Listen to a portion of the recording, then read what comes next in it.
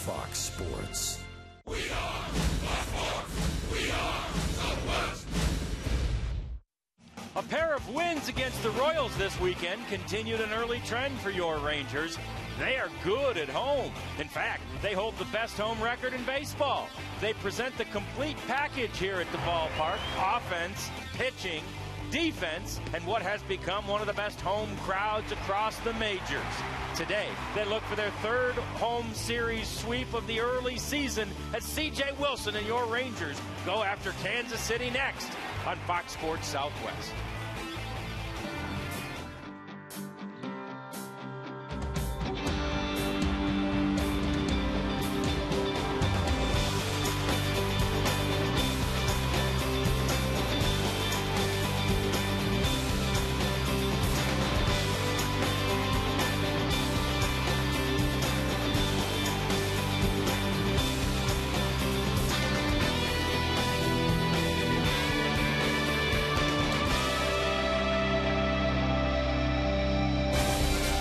Good Sunday afternoon to you, and happy Easter to you and yours as we get ready for a little afternoon baseball. Here at Rangers Ballpark in Arlington, it's the finale of a three-game set with the Kansas City Royals, and the Rangers have not only a chance to celebrate Easter with a victory, but they have a chance to celebrate Easter with a sweep of the Royals. Texas having taken the first two games of this series against the Royals here at Rangers Ballpark in Arlington. Hi there, it's John Radigan with Tom Grieve here on this Easter Sunday, and it's awfully good to have your ace on the mound when you take the mound anytime, but especially on a holiday with a good crowd here. No doubt about it. And I think by CJ's own admission, he would say he hasn't been at his best, at least through his first few starts. His last start, that changed in the right direction. His stuff looked almost like vintage C.J. Wilson. In the ball game, he pitched 7 innings against the Angels. He only gave up 1 run. He struck out 9, had a couple of miles an hour extra on his fastball. He likes to pitch in the daytime. He also likes to pitch in this ballpark.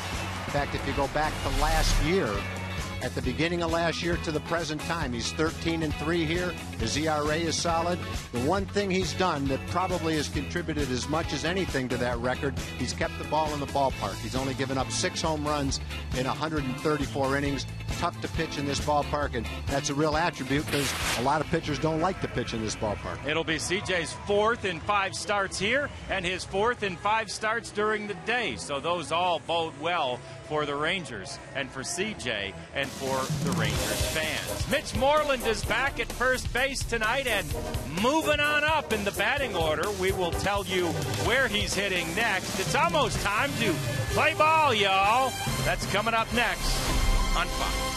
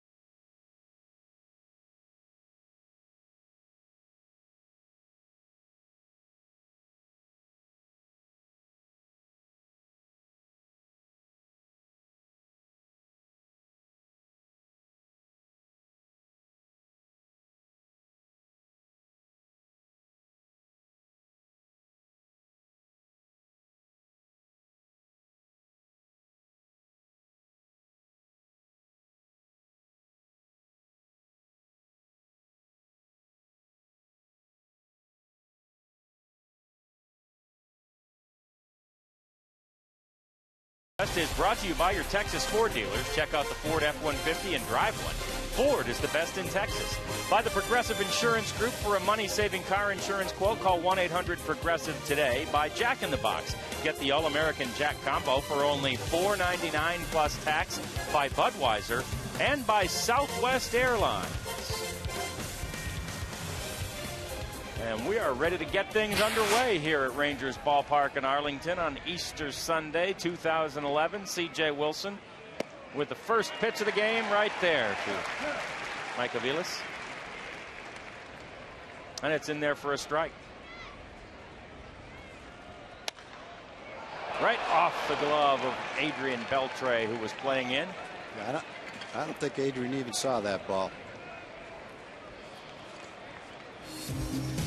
And let's take a look at the Royals batting order. Following Aviles will be Cabrera, Gordon, and Butler, with Francoeur batting fifth. Wilson Betemeets the DH today.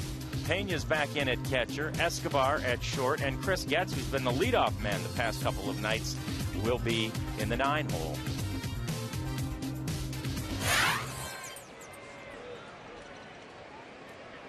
This is Melky Cabrera. And he shows bunt. He was 3 for 4 yesterday. And here's the scouting report on C.J. Wilson. 4 starts. Record is solid. ERA is solid. Coming off an excellent start against the Angels. Walks are down. Getting ground balls, which you expect him to get. One would come in handy right here. And he pitched really well against Kansas City last year. Had a couple of starts against Kansas City. In fact, he had his only complete game against Kansas City last year. That was a game against Zach Greinke, 2 hours and 9 minutes, fastest game at our ballpark last year.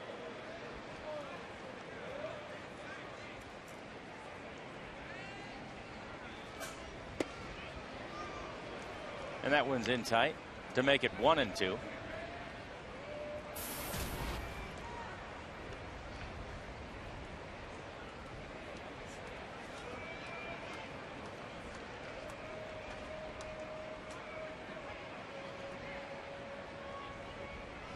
And the pitch from CJ. Strike 3 called. Cabrera watches that one go by. The one before it, the 0-2 pitch, could have been a strike. That was pretty close to the inside corner. This is the 1-2 pitch. And as you see, it's a strike, no doubt about it. First out of the inning. And the brooms are out here at Rangers Ballpark in Arlington. Rangers have already swept a couple of series here in that 6-game homestand at the beginning of the year. Yeah, the Rangers had won the first game of the last 3 series and then lost 2 straight against the Tigers, against the Yankees, and then against the Angels. But they reversed that trend by winning yesterday.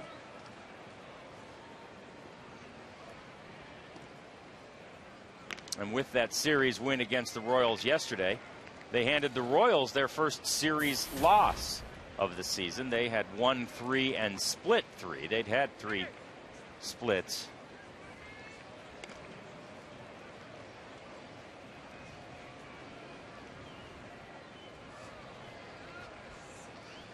And the runner goes. Throw. Napoli. Safe. Big jump on CJ that time. Aviles was going at the first sign of movement. He got a really good jump. He had a good sized lead too. Napoli makes a pretty strong throw. In fact, an excellent throw. Just didn't have any chance to get Aviles after the jump that he got. 29th steal of the year for Kansas City. That's best in the big leagues.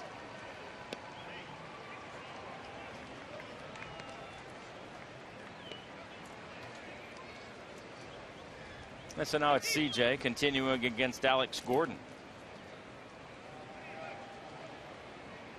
Quick look to second base. Gordon in the midst of a 17-game hitting streak. It's a career high for him.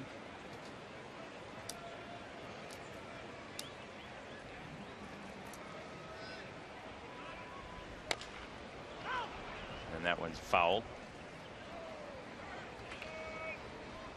As we take a look at how the Royals have stolen the most in the American League and even in the big leagues. San Diego comes in with 27 steals at this point. Kansas City 2 better than that. Yeah, that trend started in spring training. They led all of baseball stealing bases in spring training as well. And you have to think, when they put the team together in the offseason, that was one of the things they had in mind coming into spring training. To score runs, they'd have to run the bases, take advantage of the talent they have on the team, and that's what they've done so far. They get a lot of doubles. Vilas was running again, and that one's fouled off into the seats. As we take a look at the Rangers defense, which is a little bit different today than it's been the last two. The outfield configuration a little more normal with Murphy, Bourbon, and Cruz. Adrian and Andres Blanco over there on the left side, giving Elvis a day off. Ian and Mitch back on the right side, and Mike Napoli is behind the plate for the 11th game he's played this season.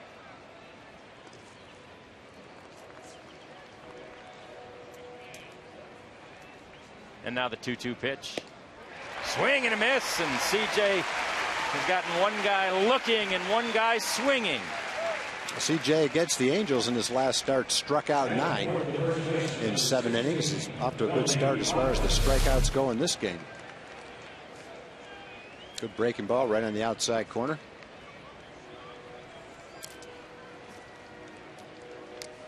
And Gordon, who's been hitting everything, couldn't touch it.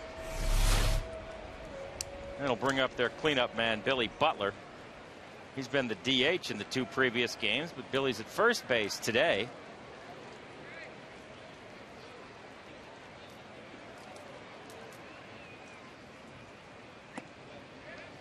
He saw a modest 5-game hit streak come to an end yesterday.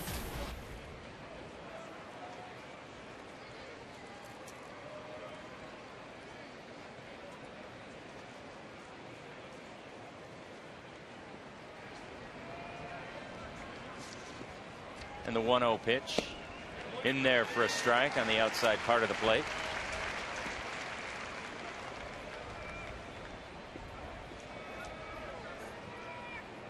Butler's got 16 walks this season, 4th in the American League. He's a discerning customer at the plate. And that one's a little inside.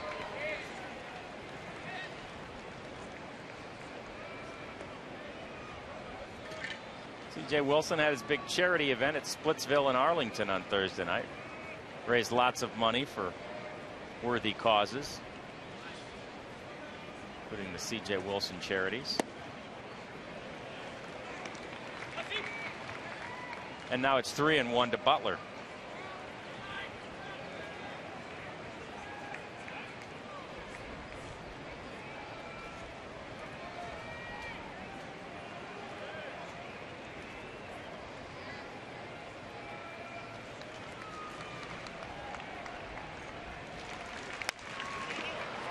Fouled out of play to make it a full count. It's 3-2.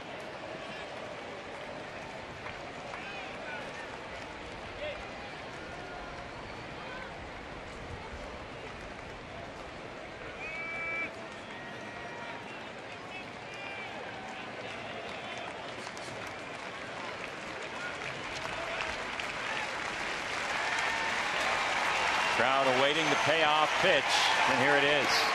In there for a strike. C.J. Wilson struck out the side to start this thing off.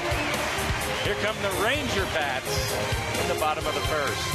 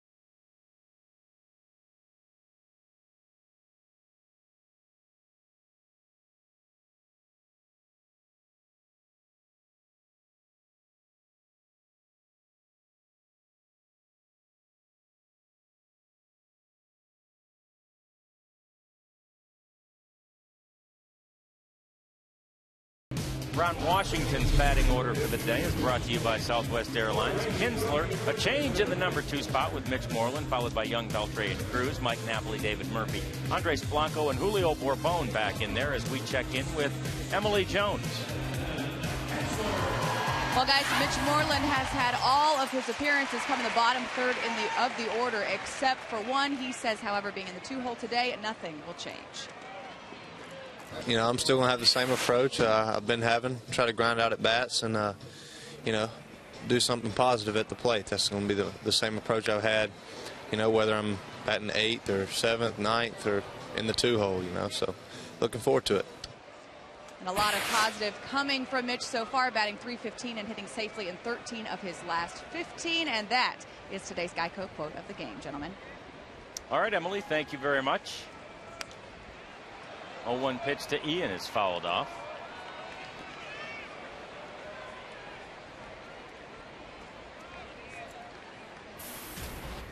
It's 0-2 to the Rangers leadoff man.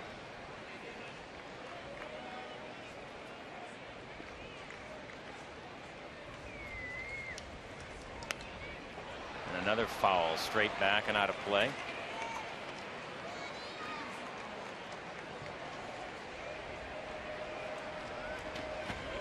"13 wins for the Rangers this year, 13-7 overall. That 13 win total has them tied for first in the American League with Cleveland.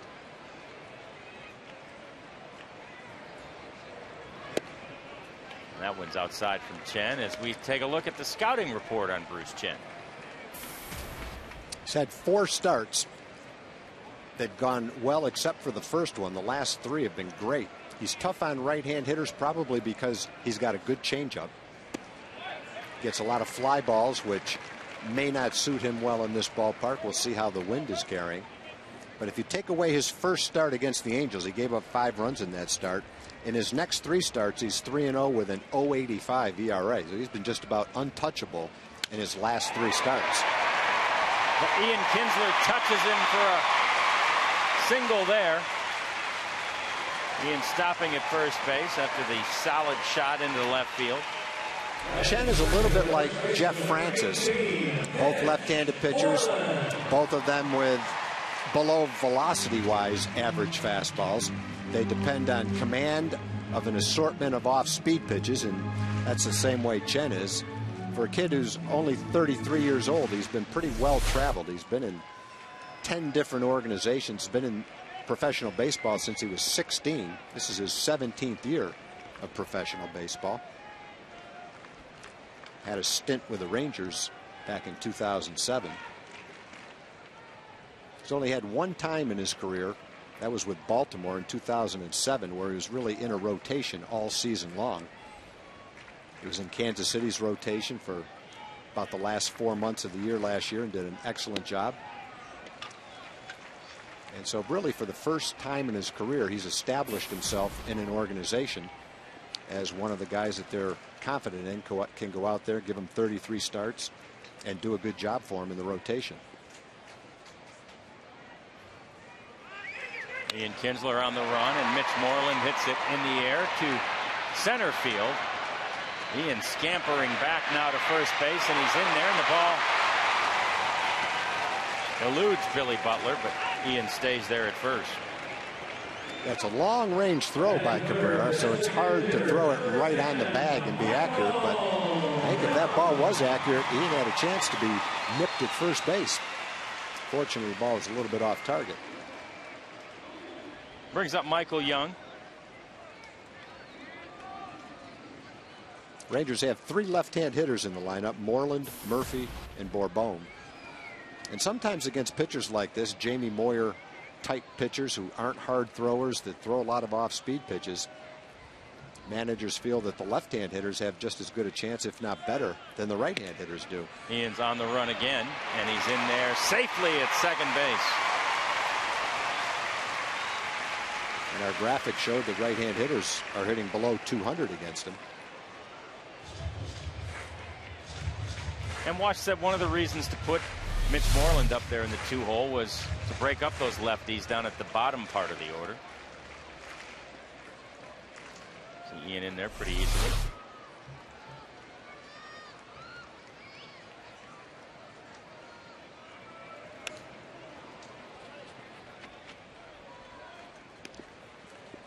look at the Ford leaderboard, and we'll see the league leaders in batting average. Bautista with another home run last night and a 371 average, followed by A-Rod. And then Michael Young at 366. Just a little bit ahead of Sam Fuld, a rookie in Tampa Bay. 0-2 pitch is fouled away.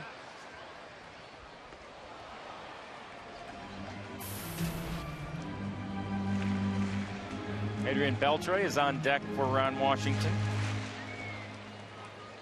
Ian Kinsler now in scoring position for a team that ranked second in the league with runners in scoring position. The Rangers are hitting .316 in these opportunities. And Michael Young hits this one high in the air to right field. Jeff Francoeur has a beat on it and makes the play. Ian's tagging, and he moves on to third.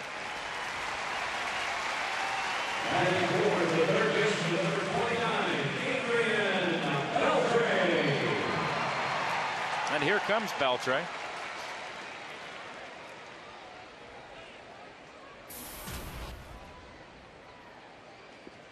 Bruce Chen came to spring training last year as a non-roster player invited to camp.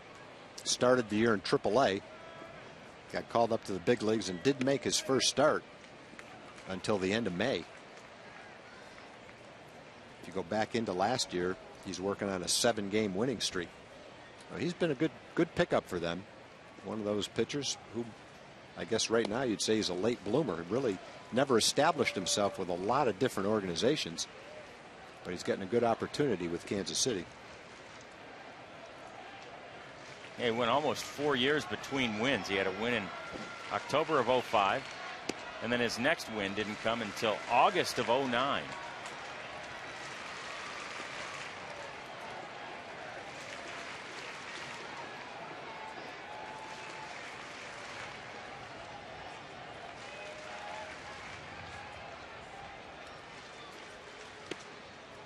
And that is inside to Adrian Beltre. That's a 4-pitch walk to the Rangers cleanup man.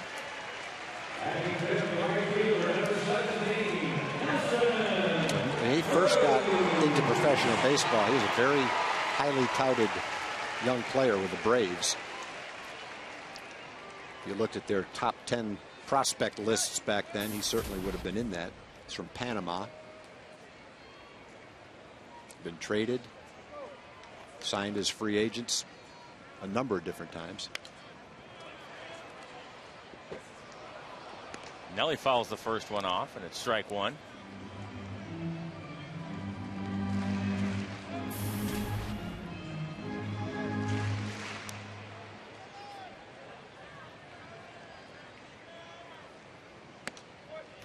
Chen's grandparents are from China, but they moved with his parents, and his parents were raised in Panama City.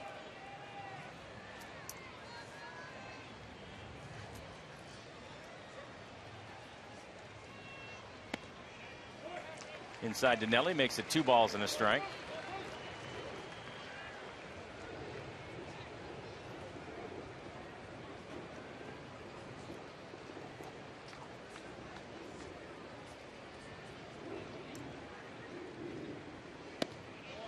And that one's in there for a strike. To make it 2-2 with Mike Napoli on deck.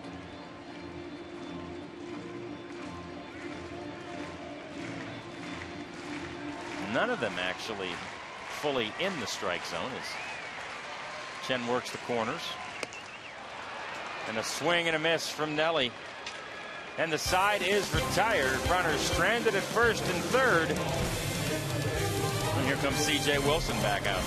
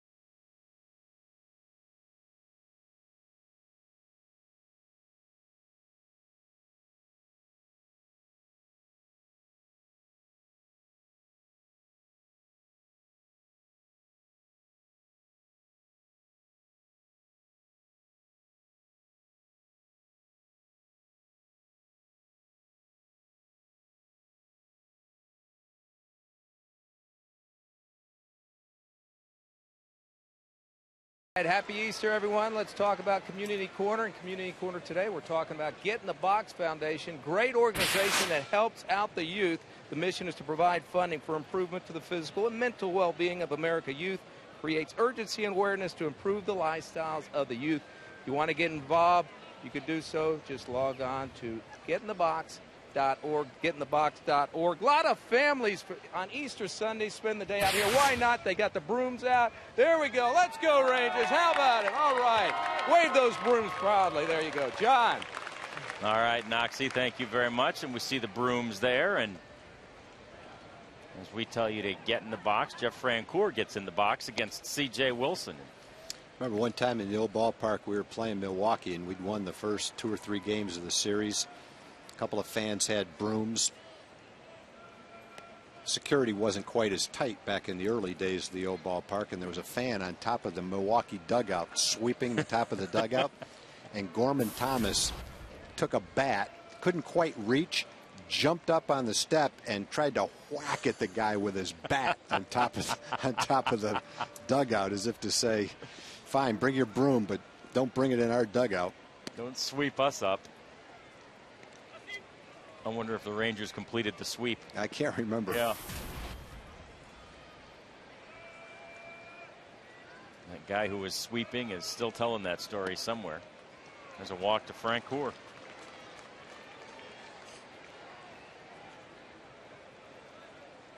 So a leadoff walk by C.J. Wilson.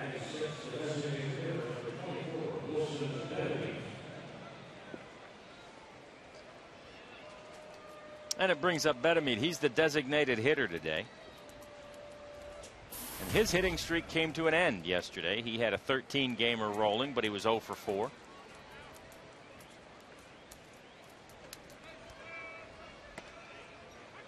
CJ starts him off with a strike.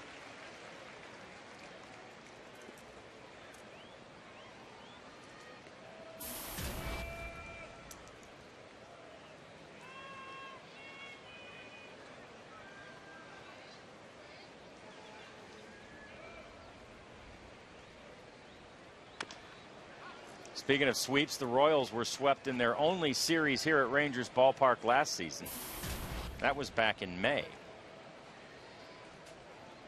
And the Royals have lost 7 straight games here, dating back to April of '09.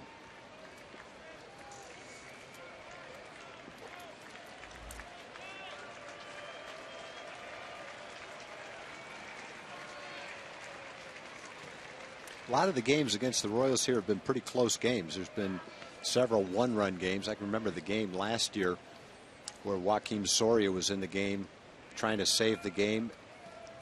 I think it might have been the 8th inning. Josh and Guerrero both hit home runs into the bullpen in right field to tie it and then eventually provide the winning run against him. So they've been in most of the games, but Rangers have generally prevailed in pretty close games. Including last night, which the Rangers won 3-1. It was 3-0 for so long it perhaps didn't feel as close as it was, but a home run on Alexi Ogando's last hitter, and suddenly it was a 3-1 game, and that's a strike called on Bedamit. It's the same pitch you got Butler with. Butler thought it was going to be outside, so did Bedamit. But the cutter comes right back and catches the outside corner. That's a tough pitch to hit. It starts out outside and then breaks back to the outside corner. There's no way you're going to hit that pitch hard unless you're just diving out over the plate looking for it. Might be able to foul it off. But it looks so much like a ball that by the time you realize it's not going to be a ball, it's too late. CJ chases Francoeur back. I thought the key to last night's game was Ogando getting out of the first 3 innings. They had Kansas City had 2 men on in the first 3 innings, but couldn't get that big hit to break through and score. Ogando made a lot of good pitches. Got Cabrera to hit into a double play and a first and third, no 1-out situation early. And then after he gave up a leadoff double and a walk, they only had 1 single off him the rest of the game. He got all his strikeouts after that too. That one's hit right back up the middle. It skips off the mound and into center field. Pena is on. Francoeur's at second.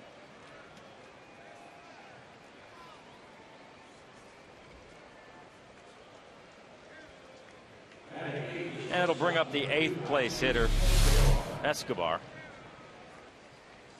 Fortunately, that didn't hit CJ in the shin or the ankle. That was a rope. So was the one that Aviles hit toward third base. Both hits have been hit hard.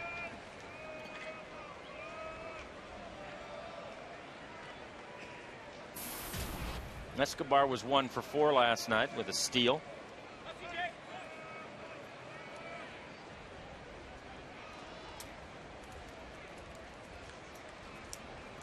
He's batted 9th the last 2 nights, but Ned Yost has him in the 8 hole for this day game,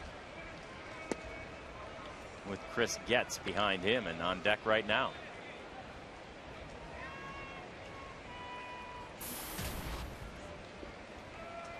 Twelve strikes and 6 balls for CJ in the first inning for a total of 18. And he's outside to make it 2-0.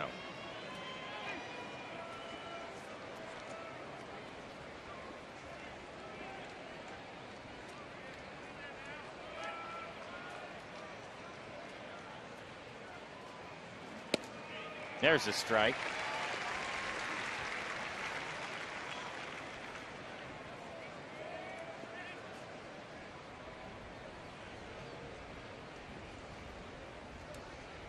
Game 1 of the series, Escobar was 0 for 3 with a sac bunt.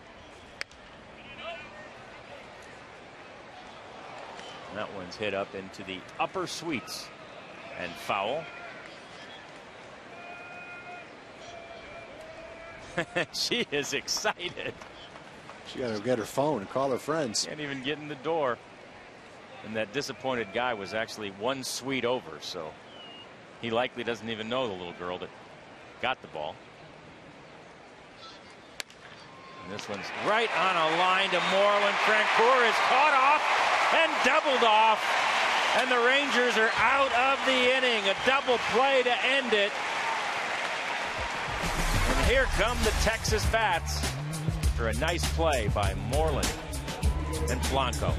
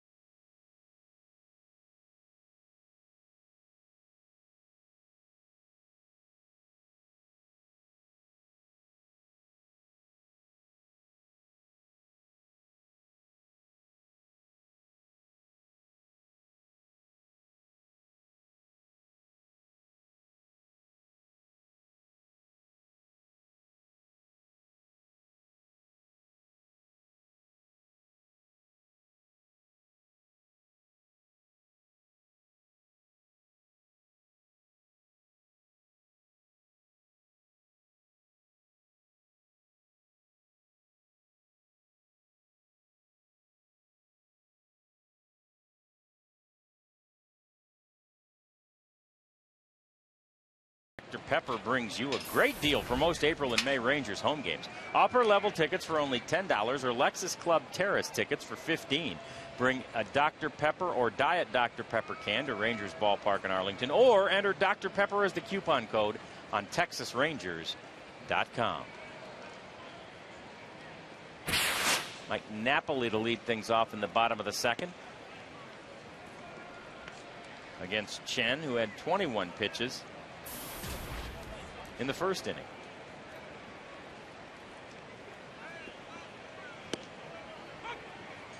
Outside part of the plate to even things at 1-1. Mike started 10 of the previous 20 games.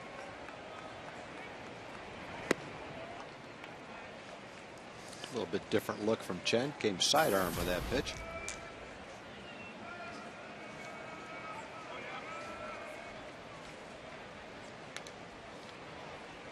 That one's fouled off. Napoli was reached base in 3 of 4 plate appearances in his last start on Friday.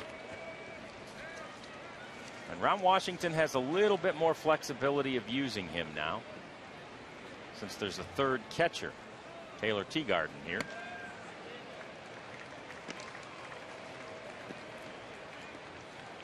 Yeah, Detroit is in a similar situation, at least at the beginning of the year. I don't know whether they'll change or not. Victor Martinez. And they have used that alignment where you have the DH and the catcher at the same time.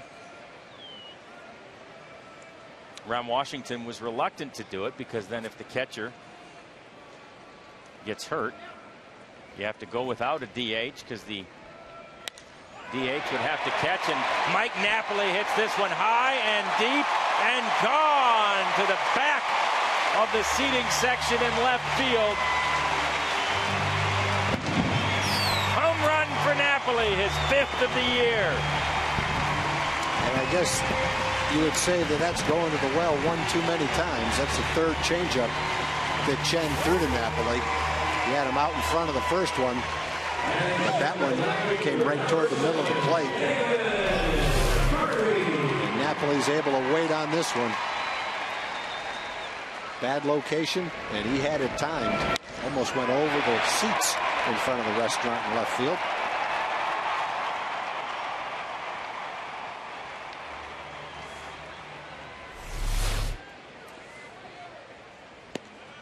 Again, one of the reasons the Rangers were so interested in acquiring Napoli is he is so good against left-handed pitchers as a right-handed hitter, and he proves it again there with his 5th homer of the year. There's another sidearm pitch, which I think traditionally a left-hander would use to a left-hand hitter more than a right-hand hitter.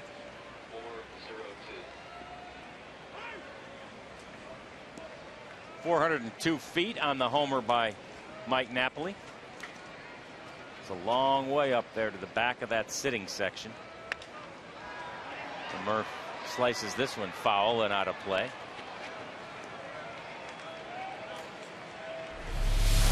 There's a look at Chen coming more from a sidearm angle. I see it from a left-hand hitter's standpoint. Almost feels like he's throwing it from first base.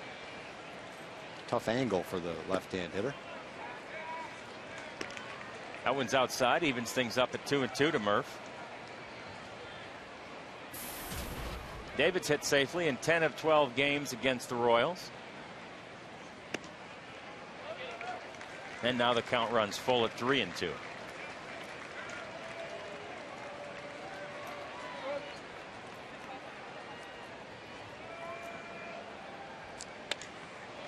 This one's cued toward the third baseman. Up with it is Aviles, and David is retired. And it'll bring up Andres Blanco. Just his 3rd start of the year at shortstop. Ron Washington getting Elvis Andrus off his feet for the day.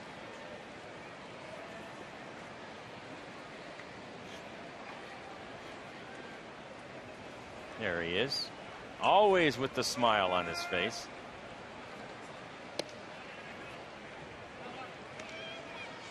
Saw Tommy Hunter next to him. Tommy is headed to extended spring training by the end of the week. And this one's grounded toward third. Aviles again. Yeah, some of the opponents in the extended spring program have a chance to see Tommy Hunter, Scott Feldman, Brandon Webb. They can write home and say they're seeing some big league pitching. Yeah, no question. Scott pitched yesterday a couple of innings in extended spring, and it is expected that Brandon Webb will pitch 2 innings extended spring tomorrow. And by the end of the week, Tommy Hunter will be there with him. That's Jamie Reed next to Tommy there, the Rangers head trainer. And this is Julio Bourbon taking a first pitch strike from Chen.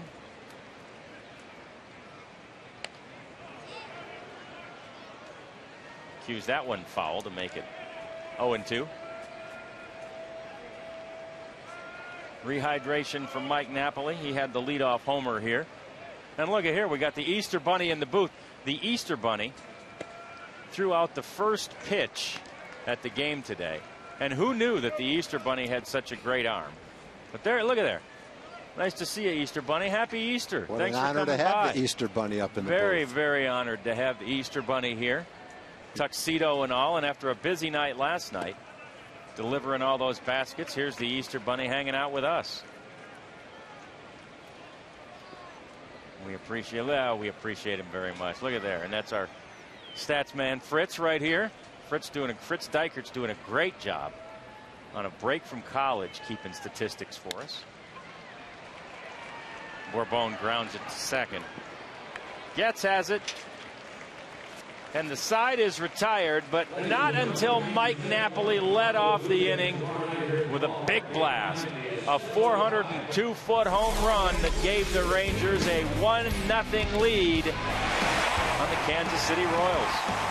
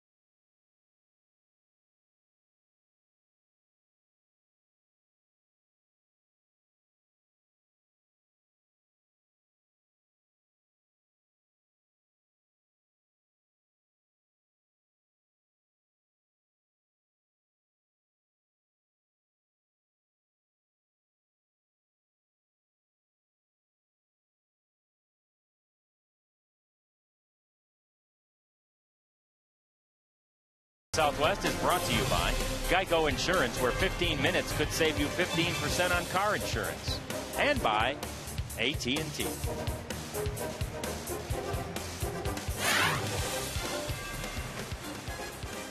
Ninth place hitter Chris Getz now against C.J. Wilson. And that's a first pitch strike. C.J. needed 16 pitches to get through the second inning after an 18-pitch first. And the second pitch is bounced to Ian. And there's one away. Leadoff hitter had gotten out in the first 2 innings. Aviles led off the game with a single. Francoeur walked to lead off the second inning, but Getz is out here in the third.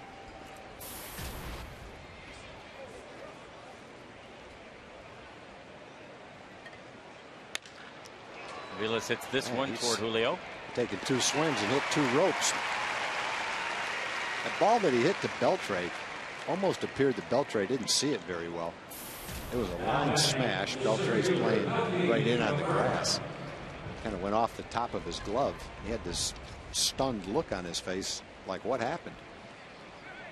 reflex must have gotten that glove up, because you're right, it got there so quick. I'm not sure he ever saw it.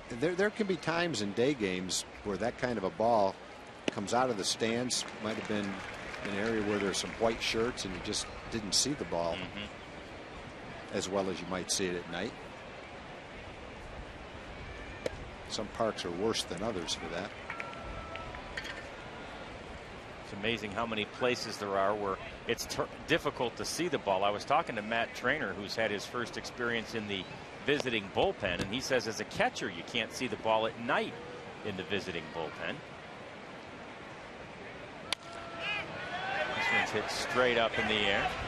Mike Napoli coming back and makes the play, and that is a quick inning for C.J. Wilson. 5-pitch inning for C.J. 1, 2, 3 go the Royals. And it's 1-0 Texas.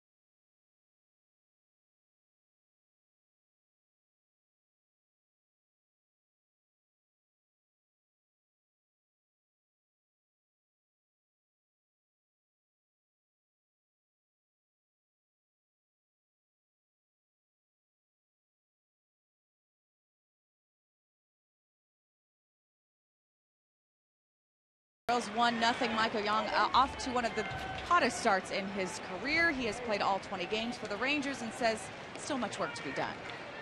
I think there's actually a lot of things I still want to work on. I mean, I don't feel like, definitely don't feel satisfied. You know, I feel like we're doing a good job scoring runs, and I'm happy to be, you know, a part of that and in the middle of that. But there are a lot of things I want to get better at. Michael, the only guy to play in all of the Rangers' first 20 games, says he's feeling good and sees no reason why he should take a day off at this point, guys. Emily, thank you. There we go. There we go, Emily. Thank you very much. I think having a chance to DH a lot will keep Michael fresher than ever and probably go through the season. Well, he doesn't want a day off even in the years where he's played in the field every day. Infield hit there by Ian Kinsler. That was actually a bunt that was too hot to handle for Aviles. He bunted it hard right down the third baseline.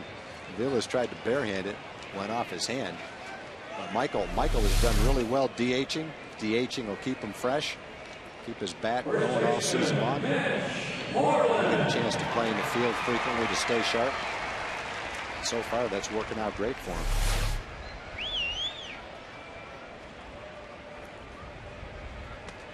And the loud bunt leaves Ian at first base.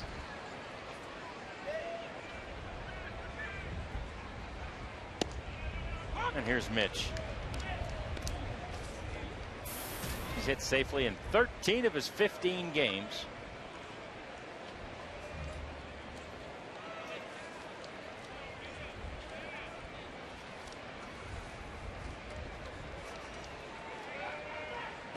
I want to thank Lindsay Swim from Richardson, Texas. She's the one, John, who sent up the Easter sugar cookies with the Ranger logo on them. Thank you very much, Lindsay. And very thoughtful of you. Very thoughtful and great looking cookies. This one's grounded to second base. Gets with it. We get one and over to first for a double play. Designated hitter, Michael Young. And here comes Michael Young.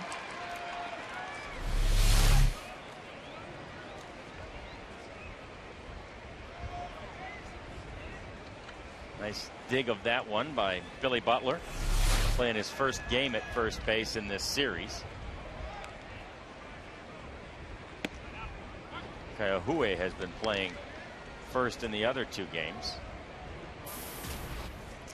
And he had the home run for the Royals last night off Alexi Ogando. Michael's in a 13-game hitting streak. It's his longest since 18 straight back in August of '09.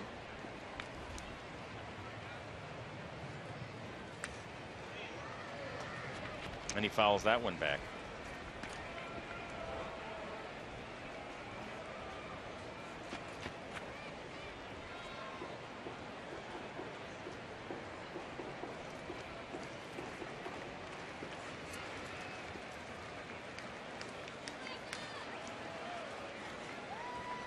There's your hits leaders.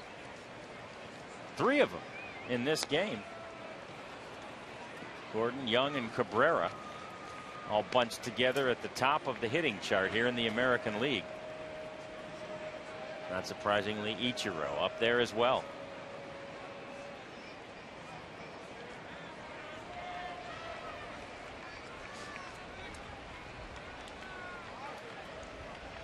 And a 1-2 pitch to Michael Young.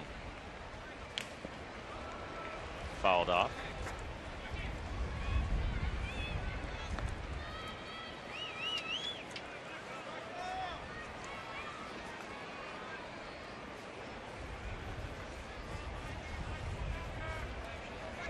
C.J. Wilson with a happy thought on the bench as he reflects on that 5-pitch inning. Yeah, he had a relatively long first and second inning, so that 5-pitch inning got him right back on track as far as his pitch count goes. And the 2-2 pitch is coming to Michael Young. Chen does all sorts of different things in his windup. He took his hands over his head twice on that last pitch. A couple of pitches before that, he stopped right at the top of his delivery and paused. Occasionally he'll come sidearm to right-hand hitters, which is a little unorthodox. Kind of just does whatever he's feeling like doing out there. Yeah, that taking the hands over the head twice has fooled me a couple of times already. Is he ready to pitch or not? There's just a quick windup. Almost quick pitch the hitter. Yeah, strikeout to Michael Young there. And so it winds up being a 1-2-3 inning for the Rangers. They still lead at 1-0, and we're headed to the 4th.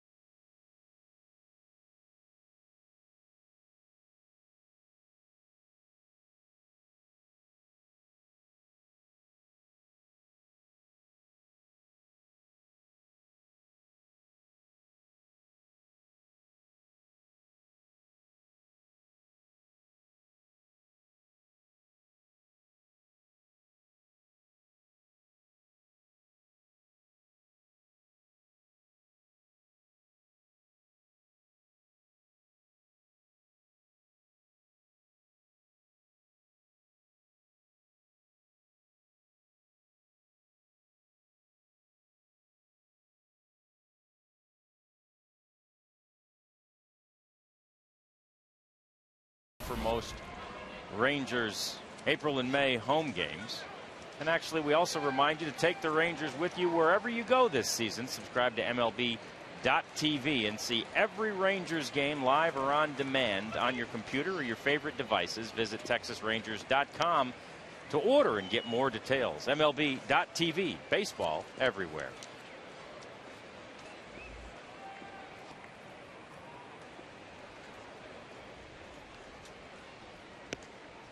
And now it's C.J. Wilson back out there facing the number 3 man, Alex Gordon.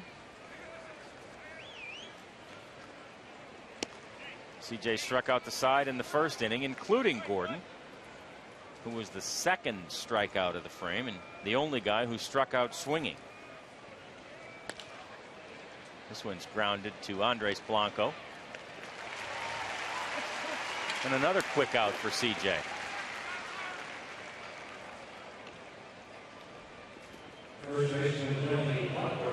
Brings up Billy Butler.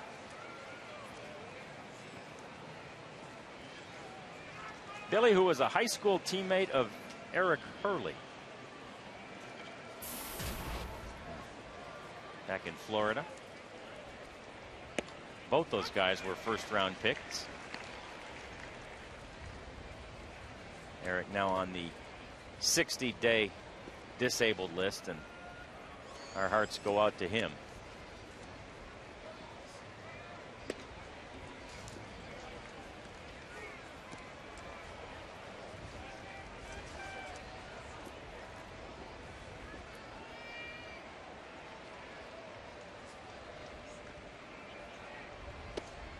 Big swing and a miss from Butler. That it's a ball and 2 strikes to the cleanup man.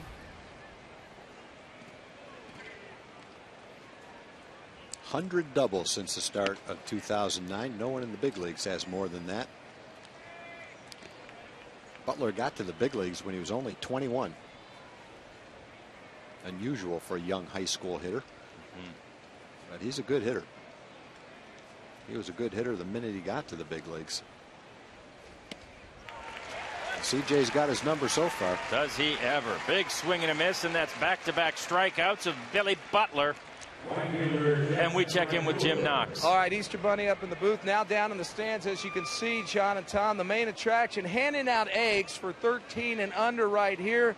Look at this line. I mean, this little guy looks pretty big for a 13-year-old. I just turned 13 last week. Oh, very nice. Well, stay in line. Eggs for everyone. There we go. Happy Easter, everyone. Way to go, Bunny. Work that arm there. Way to go. Yeah, Knoxy, we may need to check that guy's birth certificate on the 13, but I do like that the Bunny came here, didn't bring us anything. Got eggs full of surprises for the kids down there. There you go. All right. Perfect. There you go, little guy. There you go, buddy. Knoxy spreading good cheer as well as the Easter Bunny.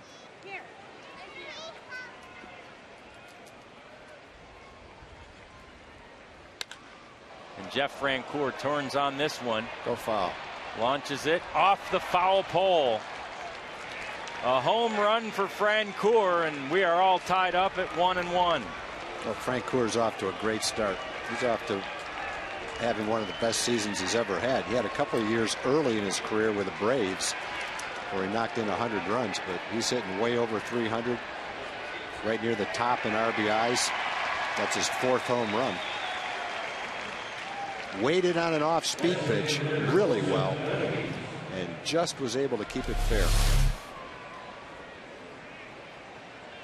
Not a bad pitch. A pitch is down and in. Generally, a right-hand hitter is going to pull that pitch foul.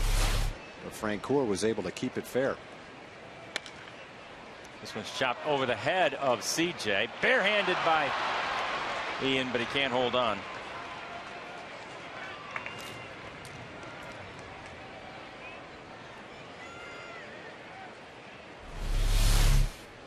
And here's the Francoeur ball again. You can see it was hooking foul, but didn't quite get to foul territory. Mentioned yesterday that Francoeur lost 30 pounds in the offseason, and he just feels so much more athletic, and that was one of the things he was talking about. I said, where does it manifest itself? He said, turning on the ball. He says, I just feel like I can turn on it so much more quickly. And he turned on that one.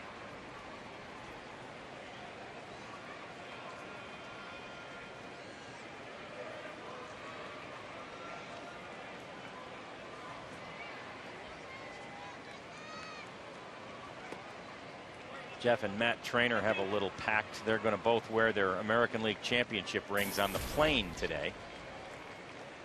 Try and show the Royals what it's all about, what they're playing for. They're both so excited to have gotten those rings Friday night. And very excited to, of course, been a part of what was a great run by the Rangers last year. They were both integral in that September run last year.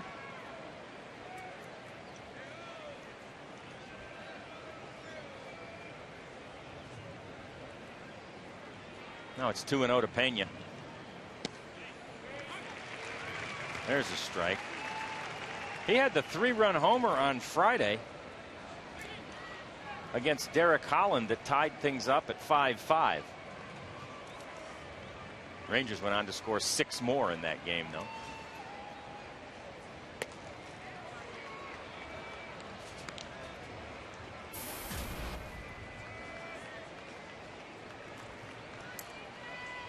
And now it's 3-1 to the Royals catcher.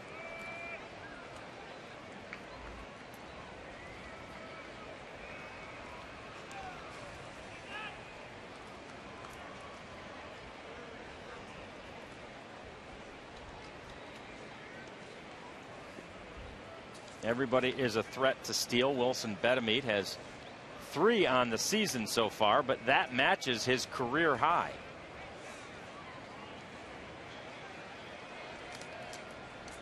So CJ chases him back. And now the pitch. Grounded toward third. Beltre on a hop. Over to Moreland, and the side is retired. But the Royals tie this thing up on a home run by Jeff Brancourt. It's 1-1, and here come the Ranger bats.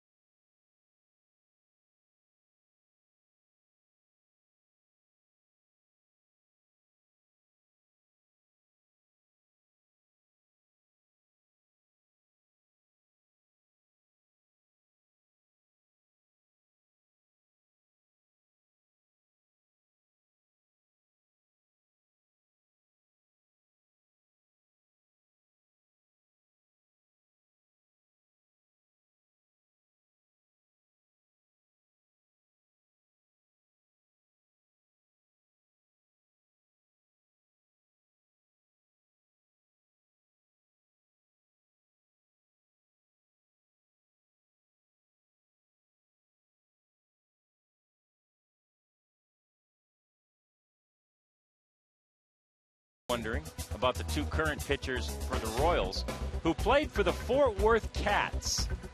Can you name them? We'll have the answer for you in the next half inning. Haven't seen either one of them yet is the only hint I'll give you in this series. And here's Adrian Beltre.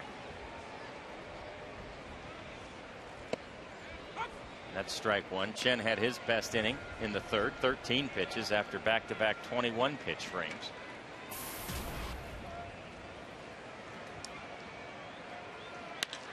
And Adrian hits this one high and deep and gone.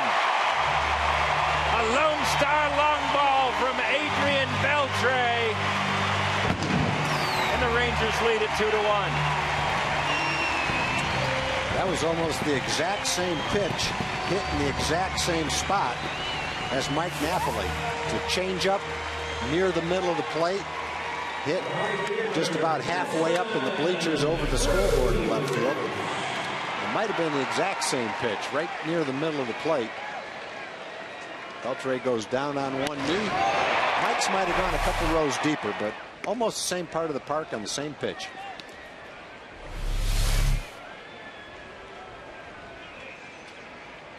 Actually, a little more to the right and a couple rows back. Swing and a miss by Nelly, and it's somewhat reminiscent of the Red Sox series when Red Sox pitchers were saying every time we made a mistake, every single mistake we made, the Rangers capitalized on. And they are capitalizing on mistakes, the few that Chen has made so far.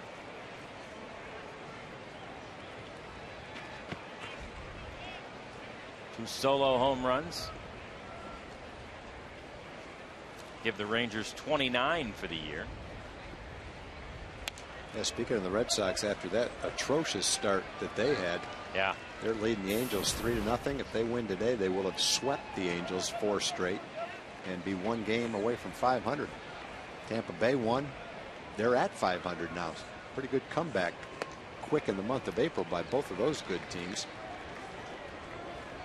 Yeah, you didn't expect Boston to stay down long. I'm a little more surprised by the quick turnaround from Tampa Bay. Yeah, they're doing it with their pitching, which I think everybody thought was their strength.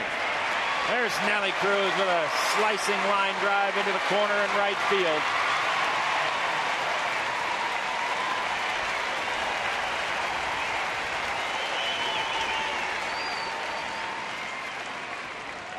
And it's back-to-back extra base hits for the Rangers.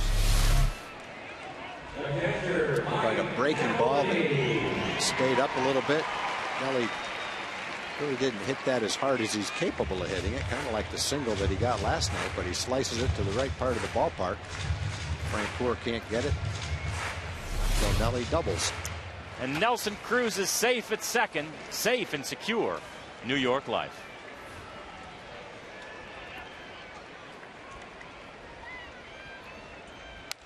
Mike Napoli to second. Good job by Mike going the other way with that hard ground ball. If you get it by the infield, you got an RBI. If you don't, at the very least, you come away with sacrificing yourself to move that runner to third base. That's why he's getting the high fives from his teammates. They appreciate the effort. You don't get those high fives when you go up in that situation and pull a ground ball to shortstop. You're looked at as more of a team player when you go the other way intentionally to try to move that runner. And you're talking about a guy that hit a home run his first time up. But he sends Cruz over to third base his second time up, and it's the first out of the fourth inning.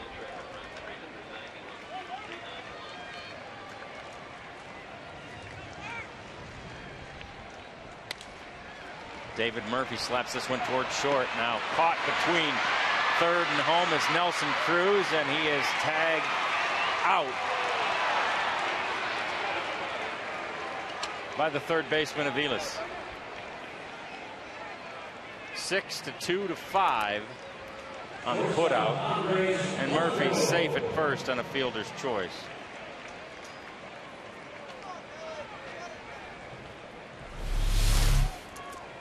Well, big out for Chen. Man on third base, infield in, makes a good pitch, and David tried to slap it, get it through the infield, couldn't quite do it. Violent dive back to third by Nelly, but he'd been tagged.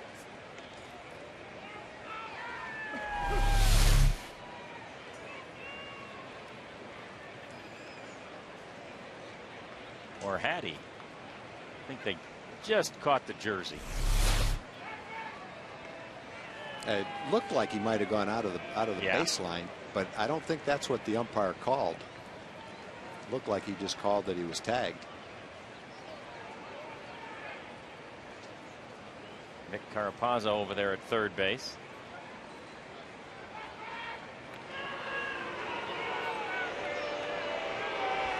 And again, they chase Murph back. He's got 4 steals already this year after a total of only 14 a year ago. David Murphy is certainly a threat. And there he goes. They've got him picked off. Out at second base. So a couple of outs on the base paths for the Rangers there. But they follow the home run by Adrian Beltre. There's that knee follow through, and it's 2-1 Texas.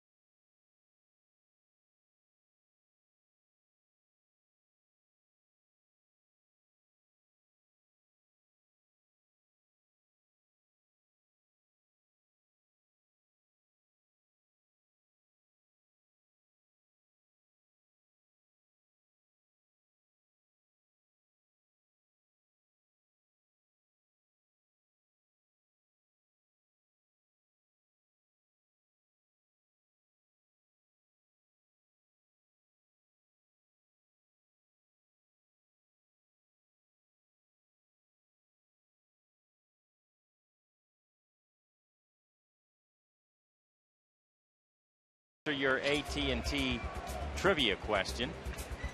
2 current players for the Royals who played for the Fort Worth Cats. Can you name them? You may have remembered Hochevar, but Aaron Crow was there in 08 and 09. Crow from the University of Missouri is the first Royals player ever from Mizzou to have made it to the Royals. And now it's CJ against Escobar as we welcome Steve Busby into the booth. Happy Easter to you, Buzz. Thank you. Same to you guys. Happy to be around for the Egg Day.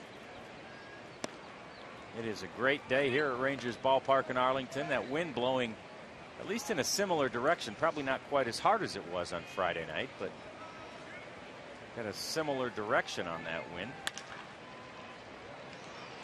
Grounded to Blanco. And there's an out. We have not seen similar results from that win. Those cheapo home runs that got out of the park on Friday night to right field, that home runs tonight or this afternoon have all been to left. I don't think Chen or CJ are allowing any balls hit up in the air. They're using the ballpark very effectively today.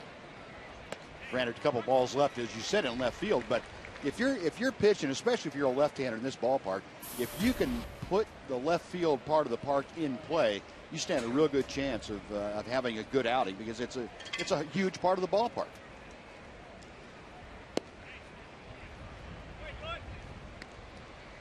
Now it's the 9th place man, Getz, working against CJ at 1-1.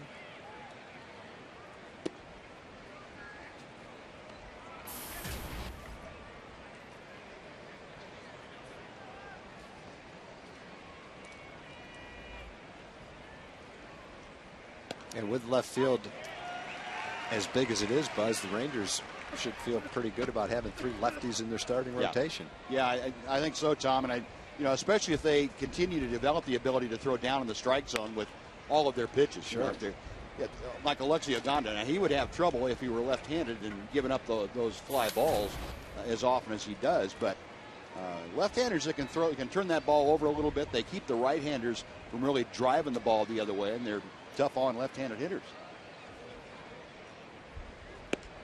Swing and a miss by Getz, and that's another strikeout, number 6 on the afternoon for C.J. Wilson. Yeah, a couple of the tougher guys in the league to strike out are Butler and Getz. Between them, C.J.'s got him 3 times. And then again, if you're going to strike everybody out, you pitch into a phone booth if you want to. Yeah, it doesn't matter. You play in a Little League park, I guess. Kind of like Nolan. Doesn't matter how big left field is if you're throwing those kind of strikes. No. The other thing that helps C.J. and helps Matt Harrison for sure is they get a lot of ground balls. Yeah. And we've got a terrific defensive infield, so that definitely helps them there, too. This one's in the air and sends Bourbon back, and it's on to Greens Hill. Well, as we speak, there's a ball got up in the jet stream. Yep. That one got wind aided. First 2 home runs CJ's allowed. He only gave up 10 all of last year. One of the tougher pitchers in the American League to homer against. Hadn't given one up yet this year. But there's 2 of them. Like a high slider. I think Avila's hit it pretty well, but Buzz, you think he benefited from the jet stream? Maybe a little bit, Tom. Avila's has pretty good pop. I think surprising pop. He doesn't look like it, but remember a couple of years ago when he came on the scene with Kansas City and ended up hitting about 320 or 325. Had a lot of extra base hits.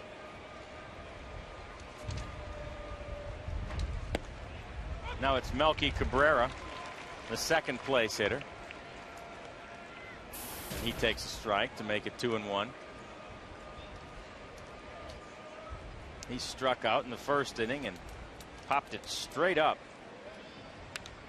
to Mike Napoli to end that 5-pitch third inning for C.J. Wilson. Now C.J.'s at 72 pitches on the afternoon.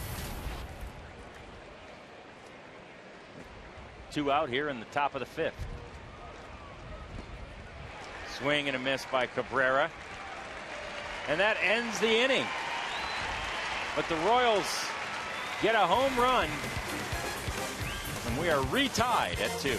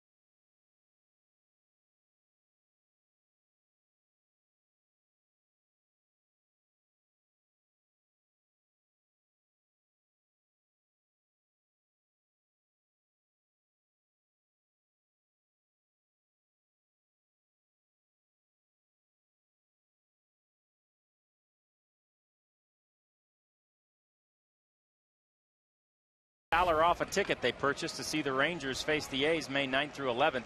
The special applies to lower reserved and Lexus Club tickets, seating only. And there you see Andres Blanco turning and gone. A home run just inside the foul pole. And it's the day of homers to left. Home run derby. 5 solo home runs.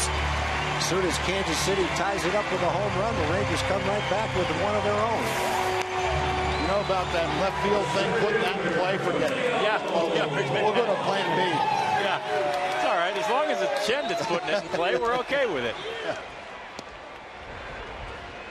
That was a first pitch homer.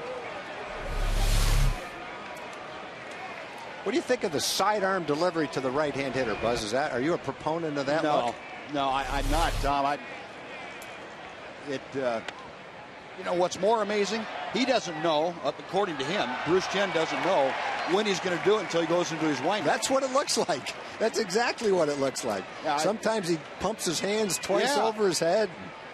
I mean, you know, it's one thing to give a hitter a different look every once in a while, but holy cow. Yeah. Yeah, it just, you know, the purpose of a sidearm delivery is to throw it lefty to lefty, righty to righty to make it tough to pick up. But when you do it to the opposite side, it's a pretty easy pitch to pick up. Yeah, I would think so. A ball coming into you like that, can't you see that ball better? Yeah, I think you do, for sure. But like you say, every now and then is an element of surprise. Right. But that's, 6 or 7 of them so far today. I think the result right there with Blanco taking him deep pretty much speaks for itself. That was just the second. Andres. Yeah, he's having. He's got to come back down to earth after that one. A little celebration after his second major league home run. His first came in 09. July of 09. That's his second one. Yeah, no knock on Blanco. I mean, he's a good, solid player, but if I dropped down and he had a home run off me, I would never do it again. Never. There's a walk to Julio.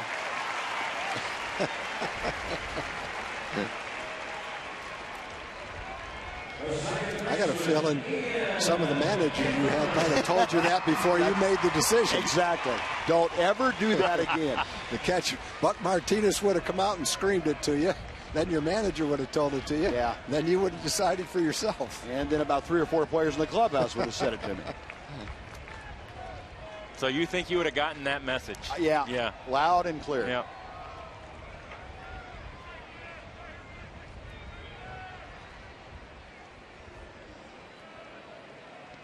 Need to get Julio going here a little bit on the base pass. He hasn't had a whole lot of opportunities, but Rangers to get their offense where it needs to be. Borbone has to get on and use his legs, use his speed. Yep, that's his strength. This one's hit high in the air from Kinsler. Back on the warning track to make the play is Melky Cabrera. Didn't miss by much. Nope. Ball that goes up in the air, the fans are getting excited about now. And here comes Mitch Moreland.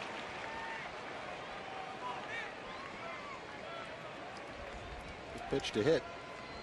Good swing at it. Just must have gotten underneath it a little bit.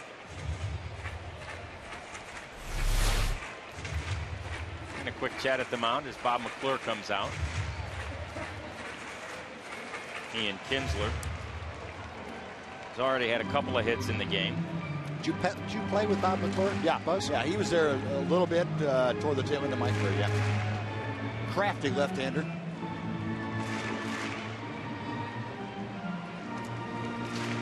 Doing a pretty good job as pitching coach for them too. Yeah, he is. Good solid instructor, good solid coach. He's got some pretty good young arms to work with. Kansas City's pretty deep in developing young arms. They just haven't all gotten to the big leagues yet. They're all out in the bullpen right now. Yeah, boy, they a lot got of some them young guys out there. Yep.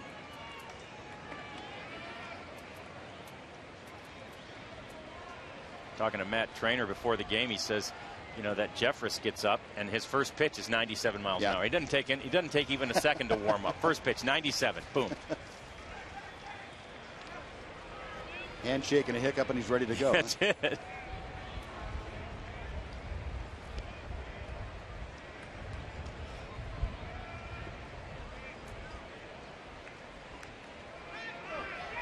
And there goes Julio down towards second base, sliding and safe at second.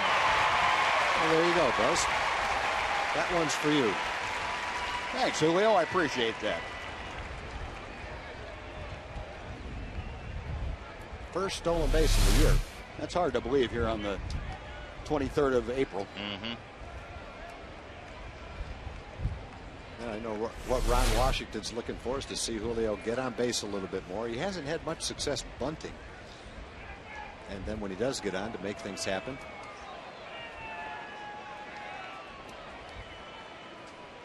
Wash had him out practicing bunting earlier in the week.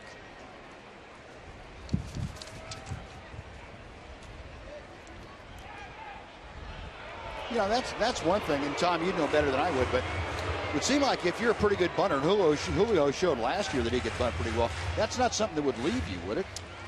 No, he wouldn't. He wouldn't think so. I mean, it's not like your swing going downhill. No. And, you know, Wash says he tends to bunt at bad pitches to bunt. Wave and a miss by Moreland. If I were Julio, I would practice bunting every single day.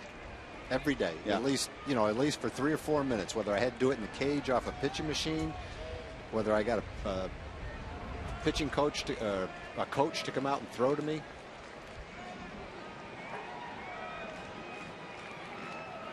Sort of play to your strength.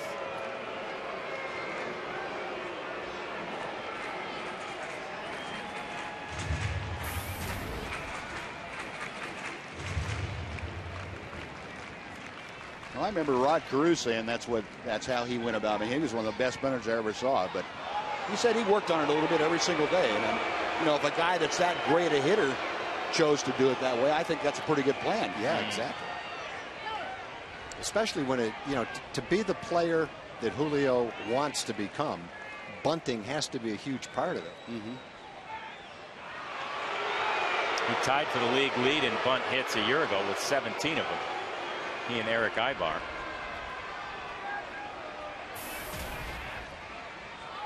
And Julio was second to only Ichiro in infield hits last year.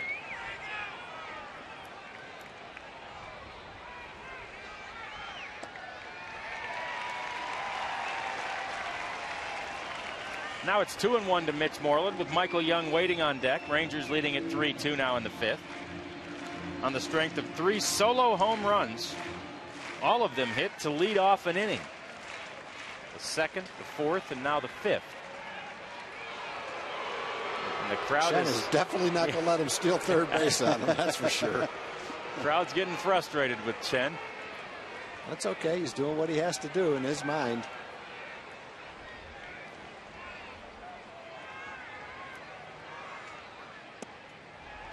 And maybe Julio's getting in his head a little bit. There's another ball.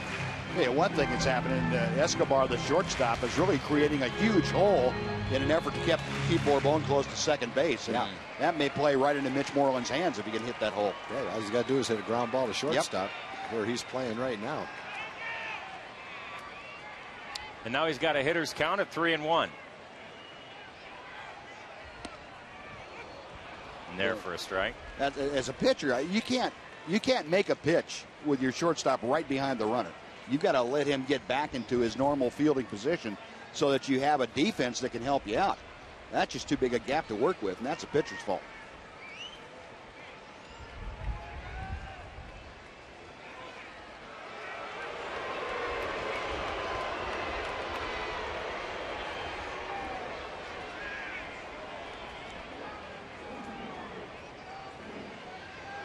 Escobar diving in back there, and pitcher's got to give him an opportunity to back up and get into a good fielding position. That's a walk to Mitch Moreland.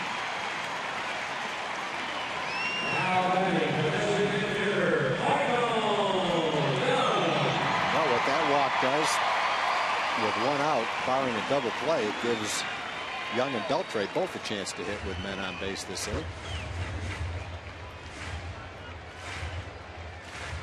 Michael's hitless at this point in the game. Fly out and a strikeout. That back in the 3rd. Chen's now at 80 pitches on the afternoon.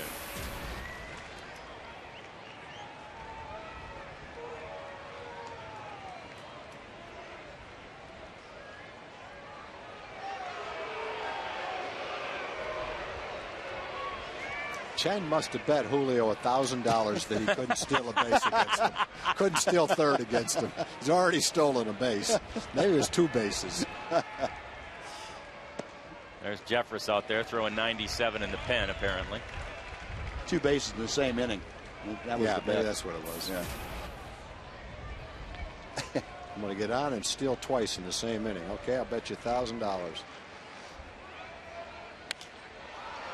This one is sliced towards right, hooking. Foul, out of play. Good crowd here for Easter Sunday. Not quite as big as the last couple of nights, but the Rangers are drawing so well. In fact, they've drawn over almost 415,000. Now they're over 415,000. And in 12 home dates, that's a club record. I guess the other side of it, though, Buzz, is a lot of times pitchers, a manager will get mad at a pitcher for not holding the runner on. It's hard to get mad at him for doing your best to hold him on. No, you're right. You're right. There's the sidearm pitch again. Right up the middle by Young. There's his first hit. The hit streak is alive, and the Rangers lead it 4-2 after Bourbon crosses the plate. And the flip side of that is no matter how close you keep him, you still got to make a good pitch when you throw one. Yep, and that sidearm pitch to the right-hand hitter just not working too well for him this inning. And here comes Ned Yost. Thank you very much. Watch out. Here it comes. Right back at you.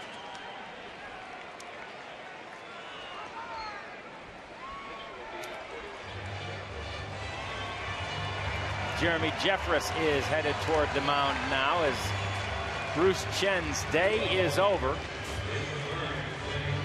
And the Rangers get their first run of the game that wasn't by way of the home run. We come back and talk about the rest of the 5th right after this.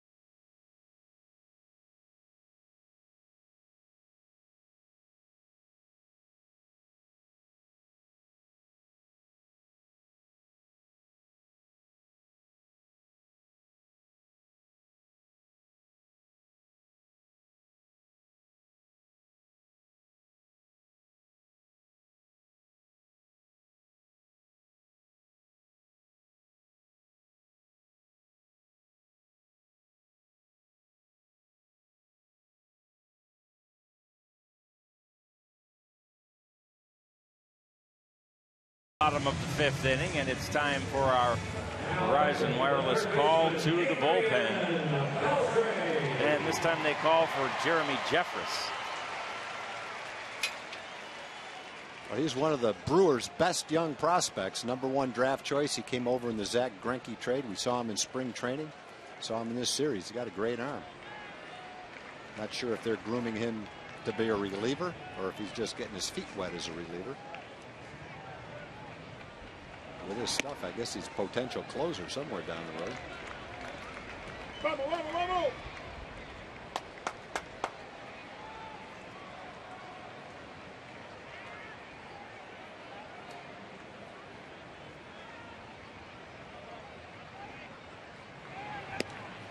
He threw one the other day, 99 miles an hour, and Beltre hit it back at him at about 110 miles an hour. Lucky you got out of the way of that one. The pitch before it was 97 and up in his eyes, and he fouled it straight back. Yeah, for all you proponents of the radar gun, take that. Yeah, really. The ultimate scouting tool.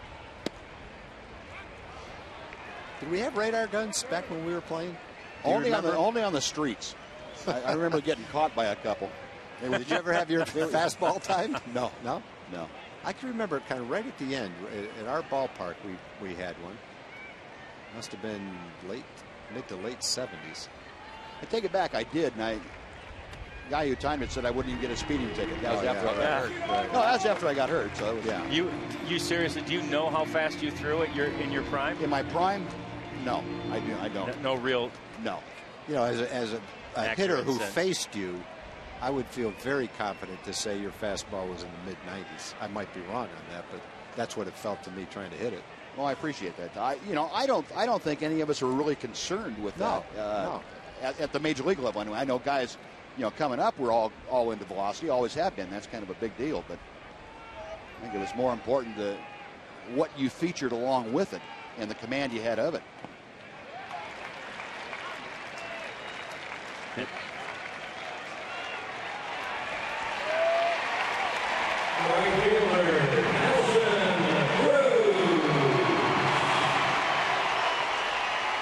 Walk to Beltre, and here comes Nelly.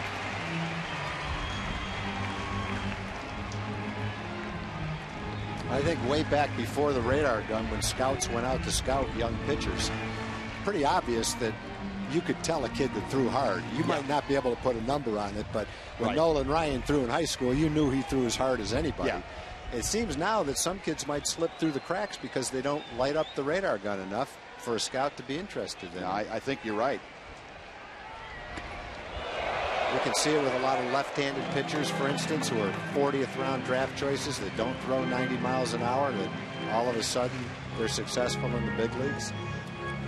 I know a couple of scouts that were scouting me when I was coming up through high school and stuff. They said what they would do when they were looking at a pitcher was take the two best hitters on the other club and watch how they reacted to it. Yeah, exactly. And make a report based on that. These kids are pretty good hitters, and they didn't look good against him. He's got something that's tough for a good hitter to handle. That's a great point. That's a great point. There's probably been a guy signed as a hitter who wasn't scouted prior to it, who lit up a really good pitcher one day in front of the scouts. Yep. Big swing and a miss by Nelly there. Bases loaded with Rangers here. That's one of the reasons I think the showcases have become so popular. It's because scouts get a chance to see the pitchers and the hitters against the very best competition. Very good point. Nelly's timing's off just a little bit. He's just behind the fastball a tick. Pitches that, when the little streak he's in now turns around, these pitches will be lined into the outfield. Right now he's struggling with them. And he's behind 1-2. Down on strikes goes Nelly, his second strikeout of the game and the second out of the inning.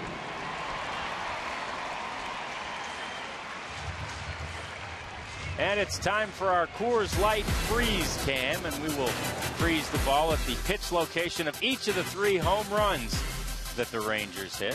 Napoli, Beltre down on a knee, and there you see the one to Blanco. Pretty much all right down the middle. Yeah, that's pretty much why they say keep the ball away from the middle of the plate. You couldn't show it any better than that. Here's Mike again. His home run came in the second inning and gave the Rangers a 1-0 lead. They lead it now 4-2 after a couple of runs here in the 5th. Tell a lot of young pitchers, don't worry about it. Some of those get popped up, but also 3 of those in a row don't get popped up.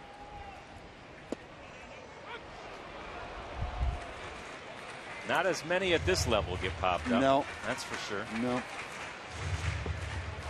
And they make a real bad sound, too, coming off the bat. It's mercy, it's a terrible sound.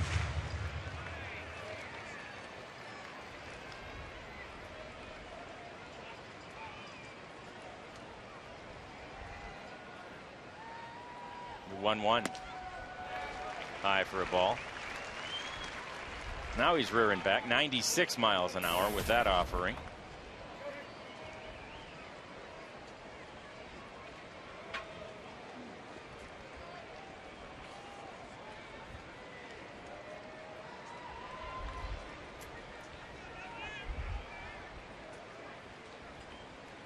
And the 2-1 to Napoli is outside.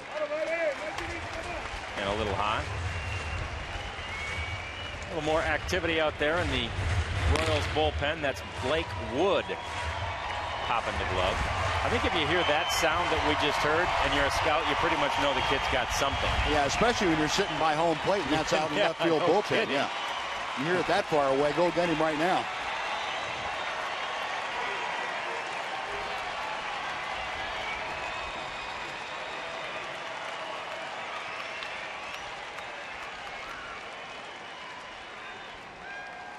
And the 3-1. Swing and a miss to run things full at 3-2.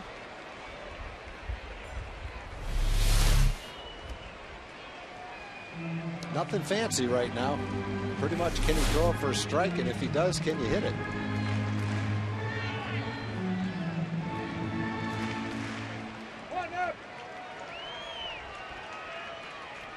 Napoli steps back in.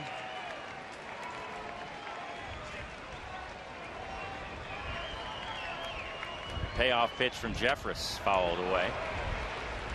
Everybody on the move there on the 3-2 pitch.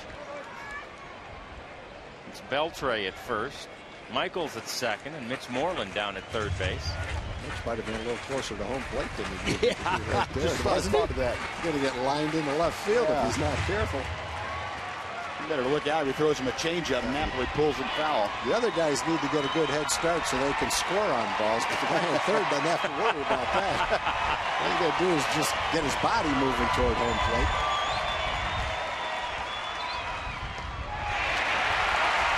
And a walk. Walks in a run. Tried to go with a breaking ball.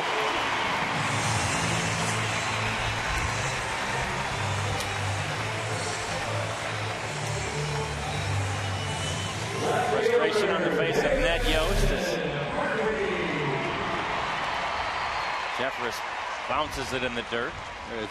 It's a good start for Kansas City, and I think they're probably playing a little better than people expected them to. But over the course of a season with 5 rookies in the bullpen, there'll be some great performances, but there'll be some growing pains too as they try to build for the future.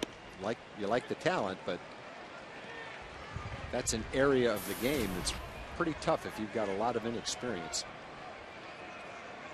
You know, you mentioned Bobby McClure. I think his job now is to take those guys with that great ability and teach them how to get the most out of that on any given day to get major league hitters out, not just babysit them, if you will. Yeah. You know, this is where you have to do the job. You know, you got to figure out what to do with your stuff on any given day that you take them out. Yep. David Murphy is the 9th hitter in the inning for the Rangers.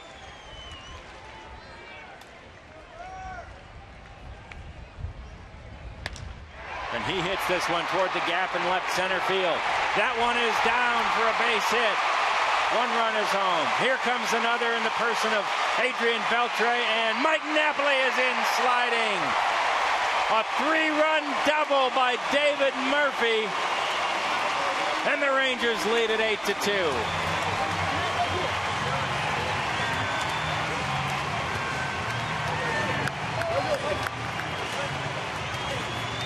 Well, the Rangers have benefited from 1, 2, 3, 4 walks this inning.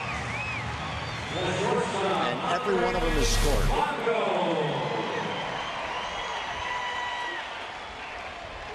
Chen walked 2 of them, and Jeffress now has walked 2 of them.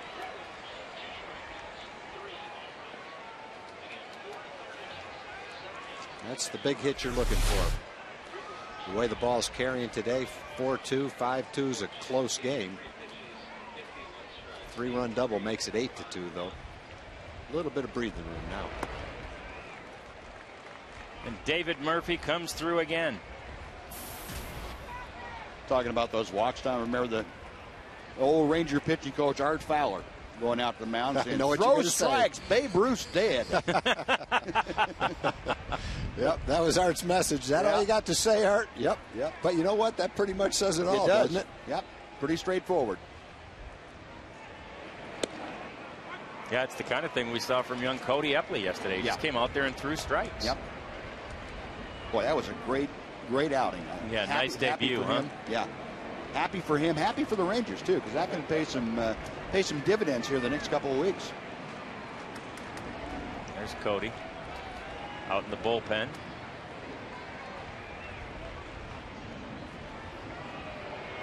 Now Jeffress checks Murphy back to second.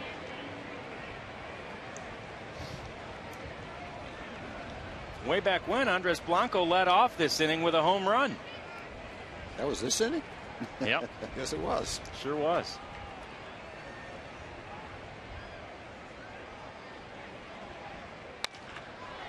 And now he grounds it to second base. Getz is up with it. And the 10th man of the inning is out, but he's already hit a home run in the frame. That's your best inning of the year right there. I know it. Typical, couldn't keep it in the ballpark. Great stuff, boss. We appreciate you very much. There's the home run from Andres Blanco and the 3-run double from David Murphy. Don't forget to check out Buzz on Rangers Live right after the game.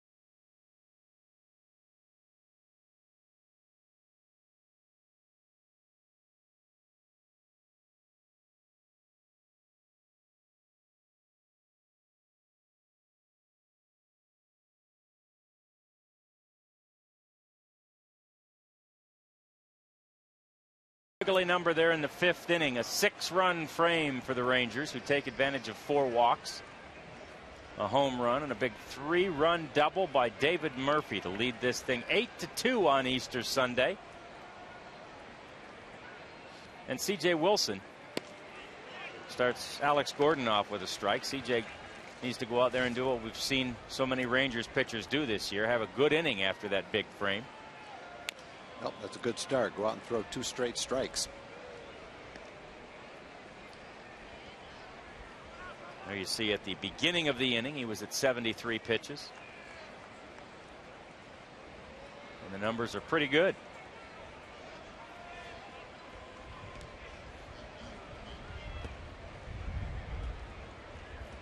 CJ struck out 9 in his last start, 7 already in this game.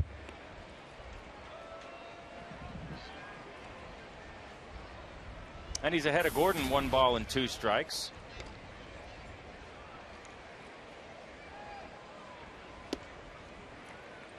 Inside to make it 2-2.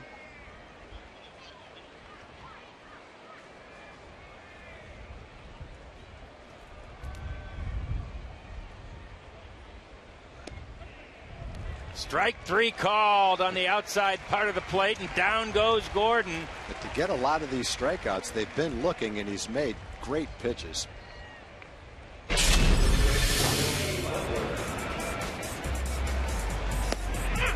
on the knees, outside corner, outside corner. Not much to hit here. Got him to chase some pitches. And he's made some great pitches for called strikes. And that was strikeout number 8 on the day. 9 is the season high for CJ, and that was his last time out. There's a strike to Butler. That had to be right around the knees, right on the outside corner itself. Perfect location. And he got Gordon looking. Alex now in risk of losing that hitting streak that's gotten to 17 games.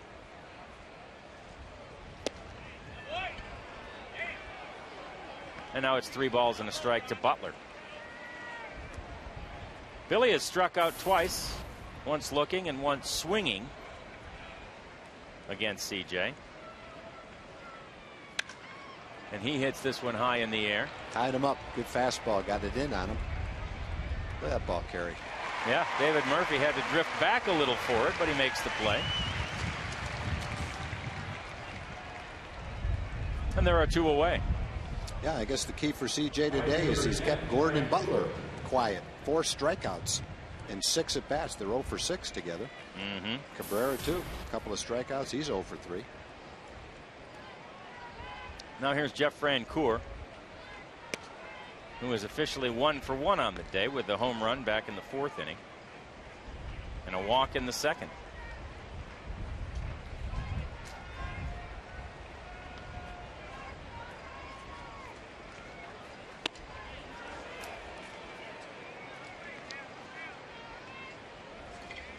Now it's 2-0 to Frenchie.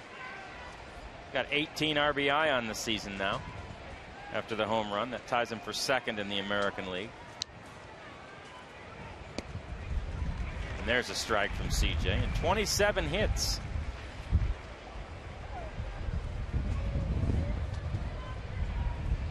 Wind is really swirling down there now and seems to be picking up just a little bit.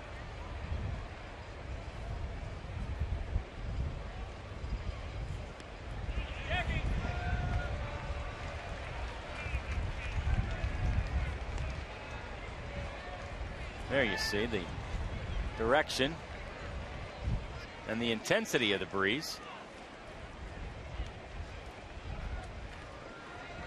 And now Francoeur is back in there. Here's the 2-2. Sliced foul. Nice play by the ball girl there. Say it about 10 times a year. Our ball girls are the best in the American League. If we had a game, baseball game, between our girls and the rest of the league, no contest. It'd be great, wouldn't it? We'd be the pre-tourney favorites. We would dominate. Another foul from Francoeur. There's our other ball girl down the 3rd base line over there on the left field side of things. Most of them at least high school, if not college level softball players.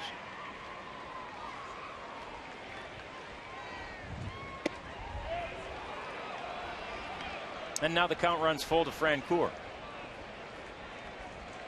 One of the jobs of the ball girls is to warm up the corner outfielders. And they can really throw it, most of them. Strike 3 called, and Francoeur knew it. 2 strikeouts in the inning. That matches a season high for CJ at 9. And the Rangers lead at 8-2. We're headed to the bottom of the 6th.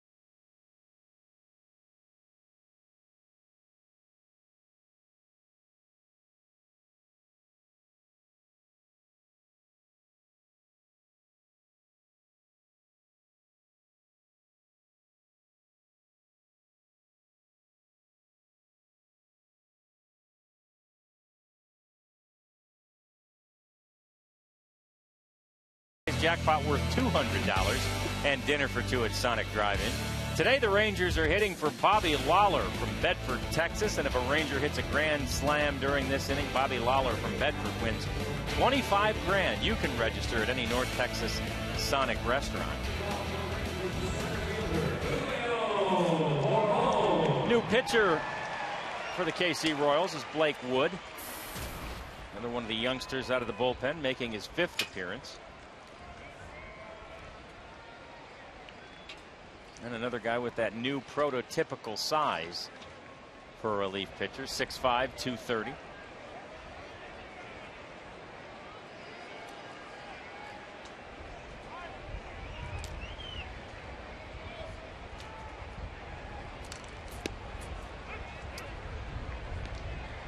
And he starts Julio off with a strike.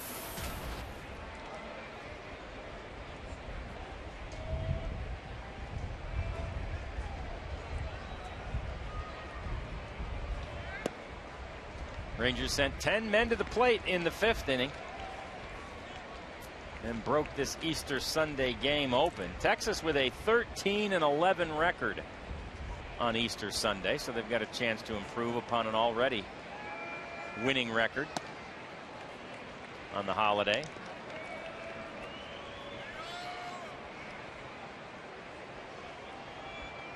And Julio drew a walk as part of that 5th inning.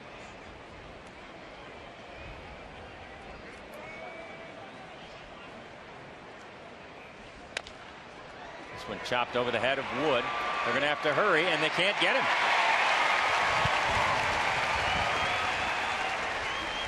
Well, if he can get it over the pitcher's head, he's going to beat it out. And same with the bunt. If he can bunt it by the pitcher, make the first baseman field it, more often than not, he's going to beat it out.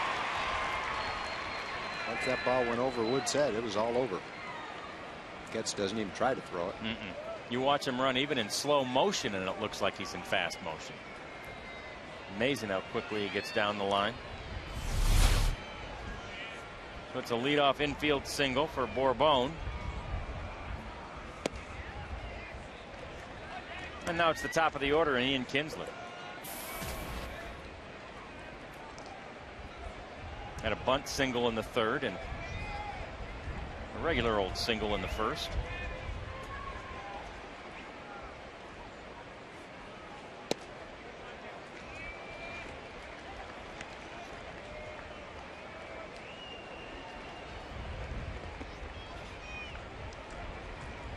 And now he's ahead of Wood 2-0.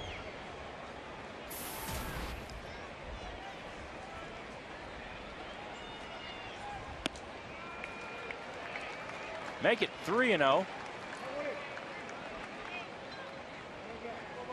These young Royals relievers come in having a hard time finding the strike zone.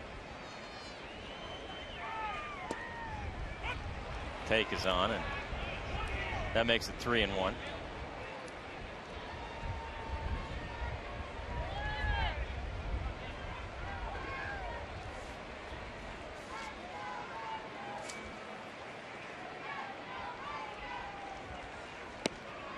In there for a strike to run things full at 3-2. Mitch Moreland waiting on deck.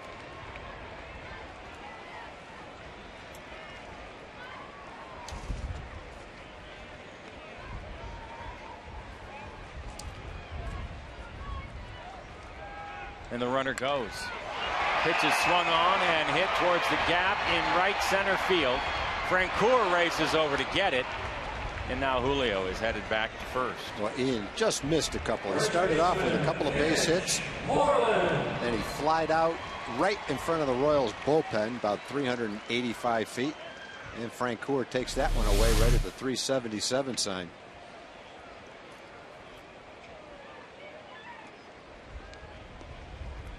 And now it's Moreland who's batting in the 2-hole for the first time this season. See the concentration of Francoeur there, and here comes Mitch. With Elvis Andrus off today, Ron Washington needed a second place hitter, and he decided to break up all the lefties at the bottom of the order by moving Moreland up to second. He loves the way Mitch has approached virtually each and every at bat this season.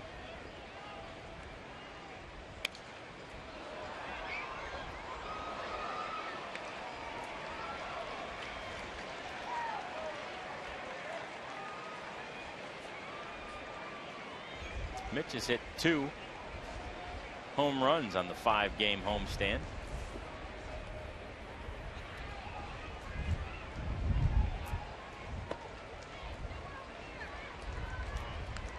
And he's hit safely in 8 of the last 9 games here at Rangers Ballpark. Still in search of his first hit today. He walked last time up and scored a run.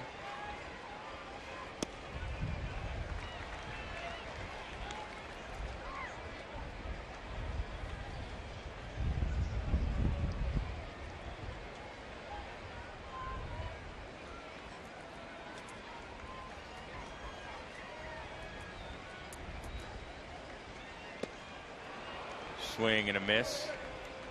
And Mitch is down on strikes.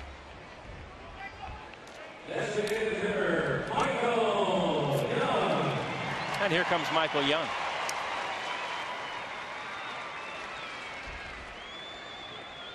He had an RBI single in that 6-run 5th inning.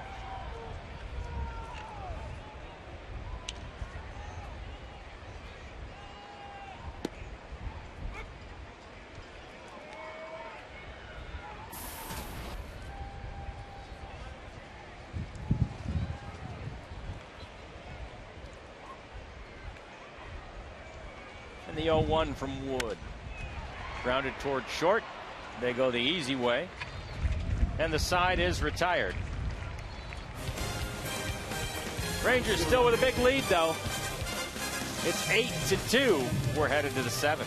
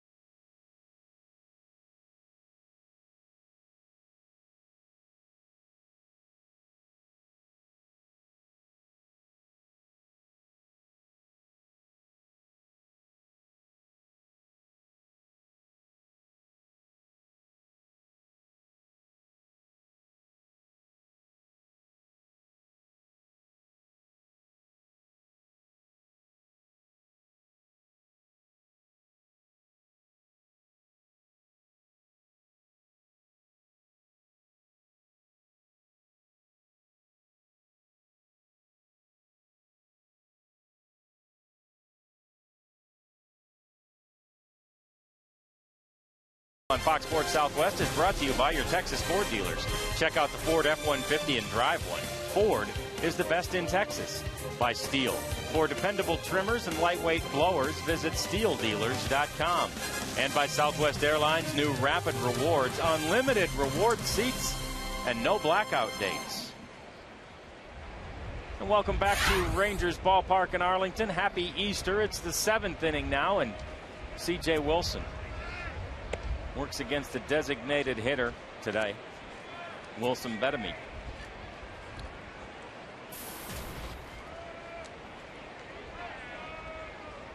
He had an RBI single, or rather an infield single, I should say, and now it looks like he's going to follow that up with a double. Boy, he put a charge in that low fastball. That looked like a tee shot. Bettamy's having a good season. He's hitting over 360 now. One of those late bloomers. He came up with the Braves when he was very young. Then he moved to several different teams. Never really got a chance to establish himself. Last year with the Royals he did, though. He got a chance to get 260, 270 at bats, hit 14 home runs, knocked in some runs. Now he's playing every day. Got a chance to show what he can do. Maybe it'll be another Nelly Cruz for Kansas City. Another one of those guys that Royals GM Dayton Moore, who came from the Braves organization, had some familiarity with. And here's Pena.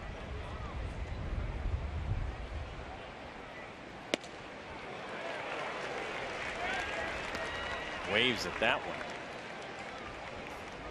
And he's behind CJ 0-2.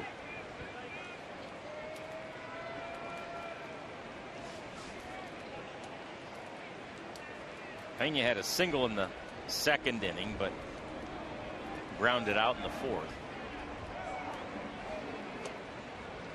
And that one's a little inside for a ball.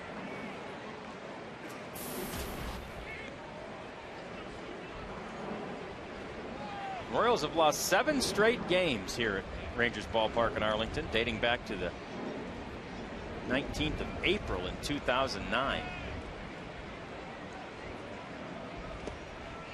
Their last win here was predictably the 18th of April in 09, and Zach Greinke pitched that game. Greinke is today throwing a rehab start against the Omaha Storm Chasers, who are ironically the AAA affiliate of the Kansas City Royals.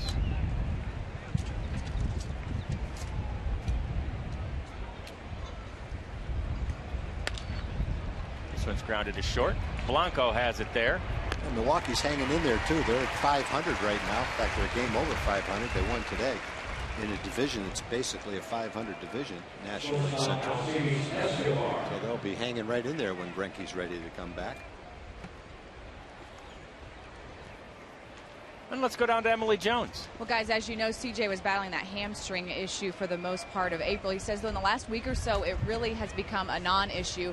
The only thing that remains is trying to build up the conditioning work and the strength in that hamstring. He said he thinks that'll take about 2 weeks. But if you do the math, the timeline works out where he had his best outing of the season last time out and seems to be following it up with another good one here tonight. Yeah, he really is. Got a chance to surpass the strikeout total from last time. He's at 9 right now.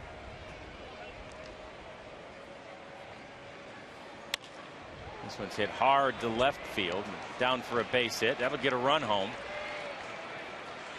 Rounding third and coming home is Betemeet, as Escobar goes in at second base.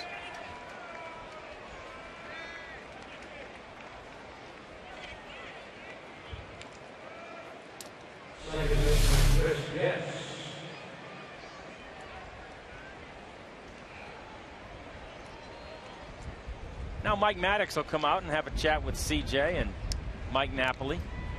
100 pitches even for CJ. Brett Tomko is warming up in the bullpen. Rangers starting pitchers have 12 wins already this year. That's first in Major League Baseball, and they're winning at a 75% clip.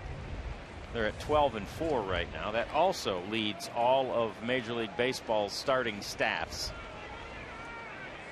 And obviously there's a pretty decent chance that they'll get number 13 and go to 13-4. The other thing that the Rangers pitchers are doing so well, the starters, is lasting a long time. 102.3 pitches per start so far for the Rangers pitchers, the starters, and that's first in Major League Baseball too. This one's lined right up the middle, and another run will come home. There's Escobar scoring.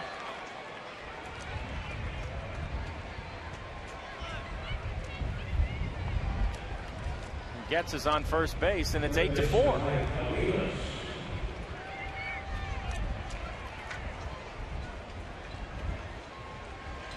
And it's the top of the order due for the Kansas City Royals. Here's Aviles.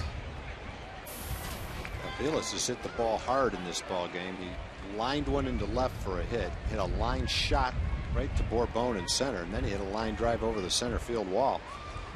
He's 2 for 3 with a home run and hit the ball hard every time. The Royals are hitting the ball hard in this inning. 2 doubles and a hard hit single. There's a strike.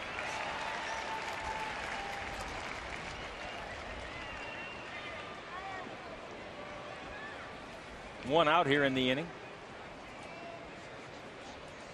The wind continues to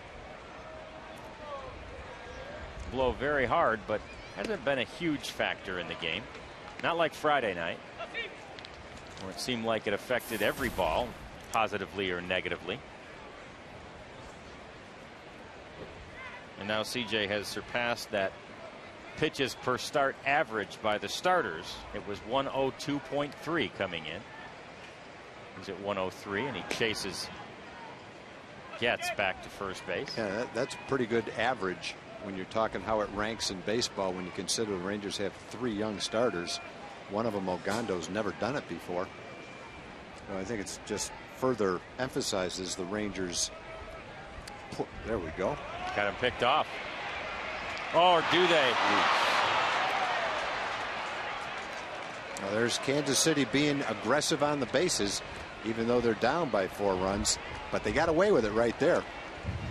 CJ picked the runner off. Getz had a big jump, and so Mitch had to be accurate and quick with his throw. The throw was high.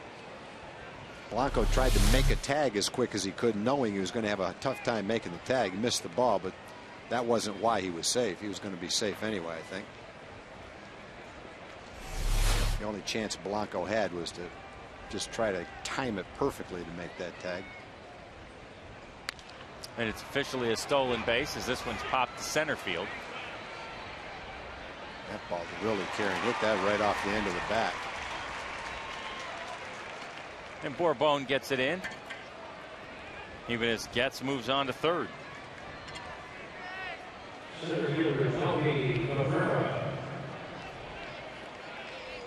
Two out for Melky Cabrera.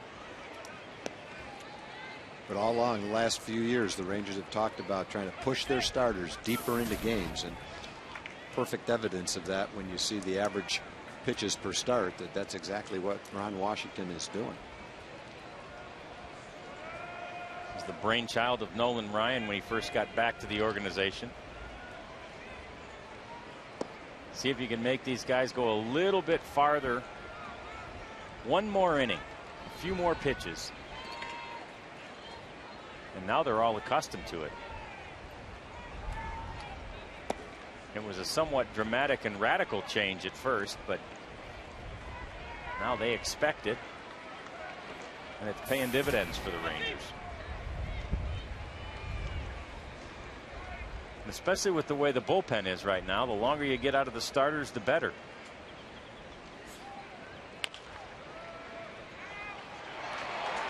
Foul ball. And by that I mean the bullpen being a little depleted by injury. If you didn't hear yesterday, Nefi Feliz went on the disabled list with some inflammation in the right shoulder. So it's the 15-day DL. It's retroactive to Thursday. And there's the rest of the troops out there. Another foul by Cabrera, who's struck out twice already. There's Nefi. There's the other injured man. So you've got your reigning American League MVP and your reigning American League Rookie of the Year on the shelf right now. And yet the Rangers are on the verge of a sweep here. And the crowd feels it.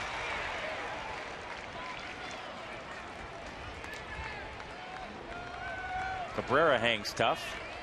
The one thing we've seen in this ballpark, runs can score in a hurry. And days like this for sure. And another foul by Cabrera.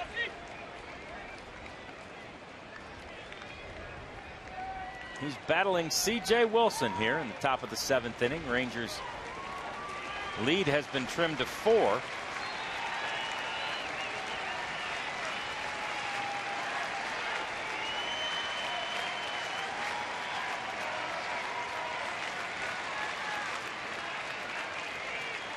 And the 2-2 pitch.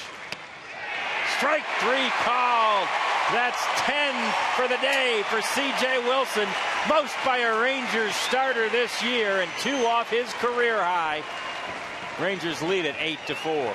And now, ladies and gentlemen, we ask you to please rise.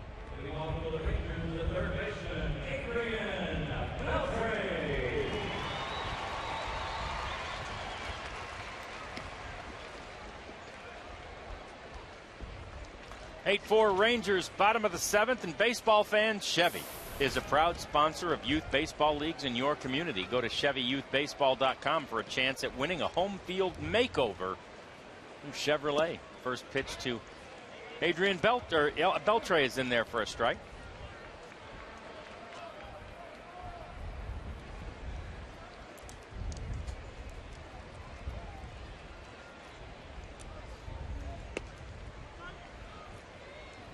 .20 RBI now on the year for Adrian after he led off the 4th inning with a home run. And he's now got 12 extra base hits. Let me show you the Coors Light cold hard blast. Yes, it was one of those one-knee wonders. Not quite as far as Mike Napoli's, but a long way out there, halfway up the seating area in left field.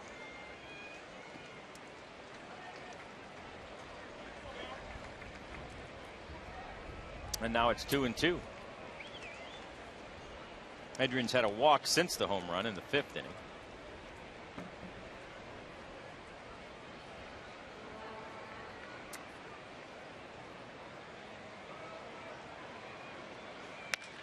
And this one is sliced out there into right field.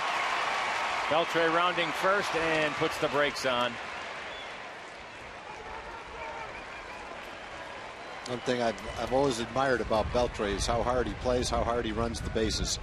There were times in Seattle where he wouldn't be hitting the way he wanted to, but he played great defense and always run hard, always plays hard. Plays hard defensively, diving for balls, plays hard offensively. It'd be easy for a guy who's made a lot of money like he does, maybe not to bust it every inch of the way, but he does. And in so doing becomes one of those leaders by example. Not unlike what Michael Young does. Just watch the way these guys conduct themselves if you're a young player. And you learn how it's supposed to be done at the big league level.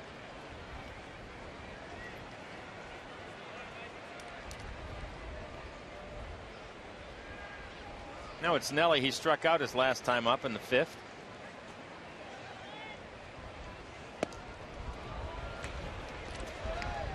And he's behind Wood 0-2 here. Yeah, you can really see how Nelly's struggling when you see how many fastballs he's missing.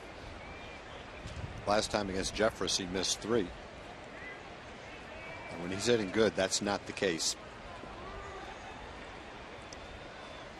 And another swing and a miss and a 3-pitch strikeout of Nelson Cruz. You know, it's frustrating when you're a good hitter and you go through a streak like this.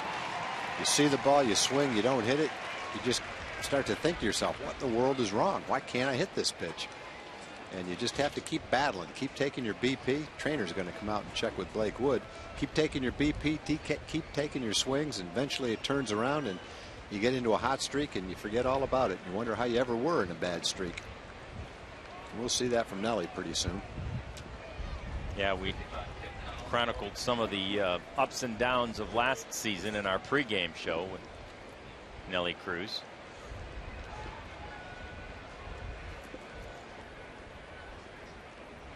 And now the conference at the mound is over.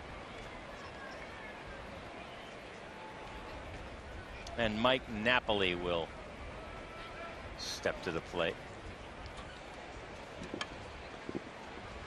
And we'll show you some of those ups and downs from Nelly a year ago. 7 games where he was hitting the cover off. 15 where he wasn't hitting as well. Then a 9-game stretch of greatness. A 7-game. A 16-game. And then 35 to finish it off. So the mercurial nature of probably any hitter, but particularly Nelson Cruz last year. That followed his entire season.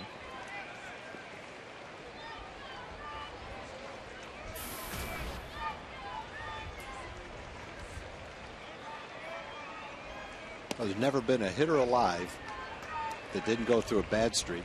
And no matter how bad the hitter in the big leagues, I'd venture a guess there's never been a bad hitter in the history of baseball who didn't have a good streak.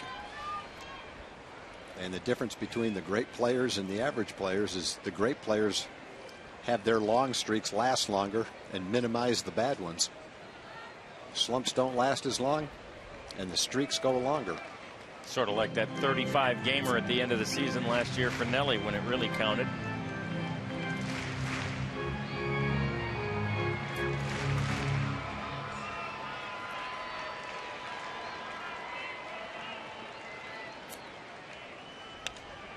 Ooh, there's a rip.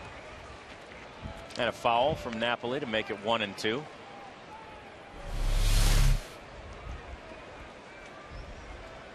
That's a powerful looking swing right boy, there, boy. Is it. Got the I'd like hips to out see in where that front. one would have gone if he connected. That is using the entire body.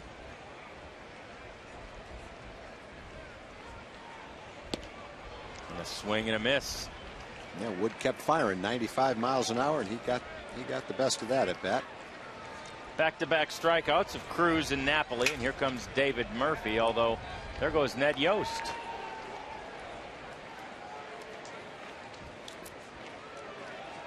And that'll be it for Blake Wood as the lefty Murphy is headed to the plate. We'll come back and talk about the new pitcher and the Murphy at bat when we come back on Fox.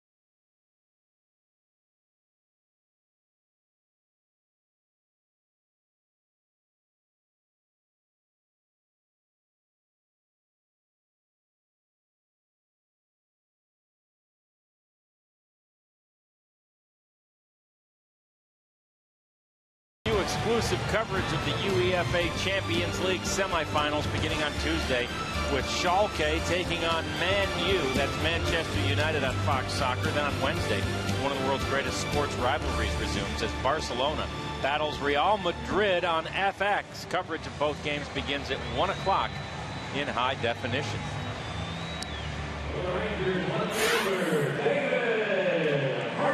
And now we are back with Tim Collins on the mound and David Murphy at the plate. Collins, the youngest player in the league right now, 21 years,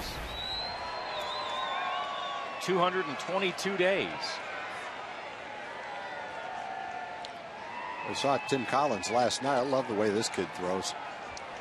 He's not big. He's sturdy, but he can get it up there. He was not drafted.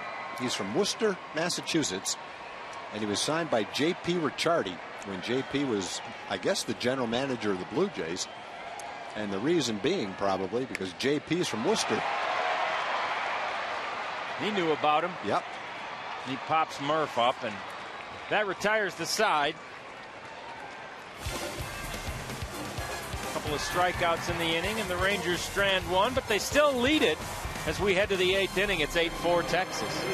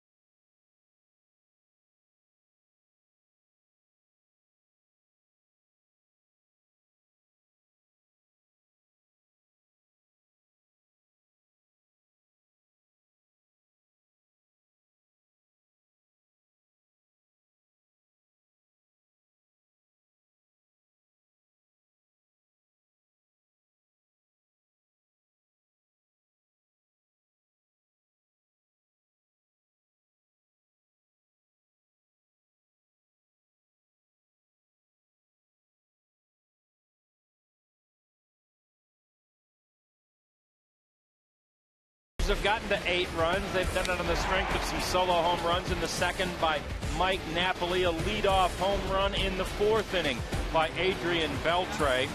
And Andres Blanco led off the 6th with a solo home run of his own. The big blast of that 6-run 5th inning, I should say, was David Murphy's 3-run double.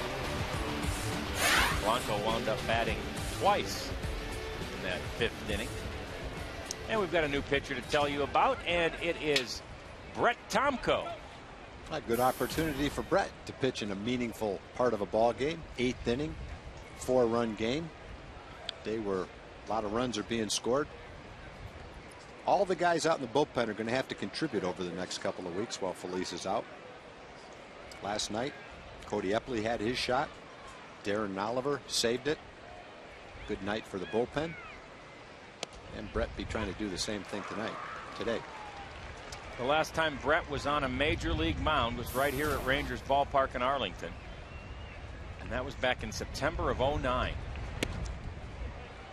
He was pitching for the Oakland A's, and he ended up with a nerve injury.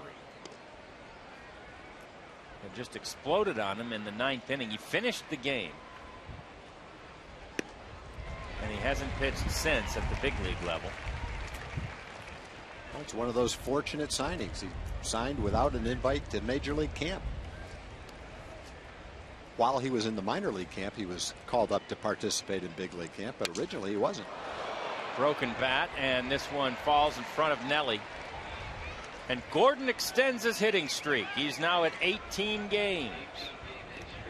And we go to Emily Jones. Well, guys, you can bet the nerves are in full effect. Brett Tomko said he wondered if at times he would ever get back to this level. He got excited when he got called up, obviously, and now to be in the game, the anticipation, I'm sure, is great. I saw progress here and there, and it was enough. This was enough to keep me going, to get back here and kind of come full circle and to get back to what I've done for the last 16 years. It's very special. Yeah. He says he wanted to get back almost more than he wanted to make it to the big leagues in the first place. He says there's something about the game being taken away from you before you're ready for it to be. So he's glad to be back on the big league level. Emily, thanks very much. Yeah, and he said, in addition to that, he was pitching the best he'd ever pitched in his career right at the end of his time before he got hurt. So he's like, I can't let it go now. That's the best I've ever pitched. Let me see if I can get back to that level. Well, he may not be quite there yet. He is back on a major league mound. And he's facing Billy Butler.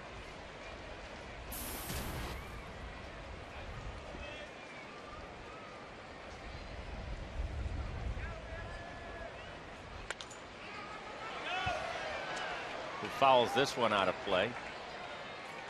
You missed the Tomko story during spring training. When he had that nerve injury, it basically paralyzed his arm in a bent position. So when he woke up the morning after that injury, couldn't figure out what was wrong.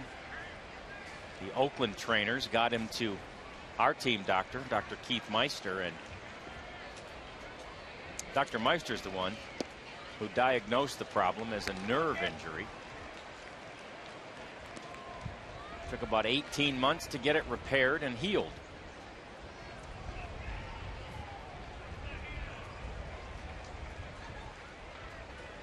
Payoff pitch, slammed foul.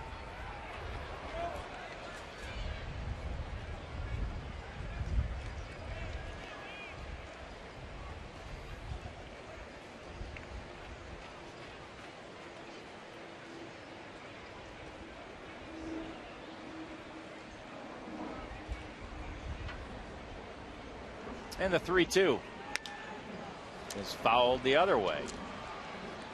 Out of play down the right side. Butler still looking for his first hit of the day after an 0 for 4 yesterday.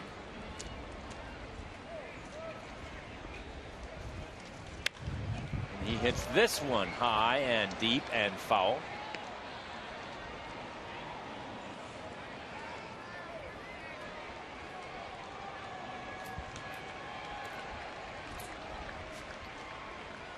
A little bit of everything. Up and in, down and away. A couple of them caught the plate.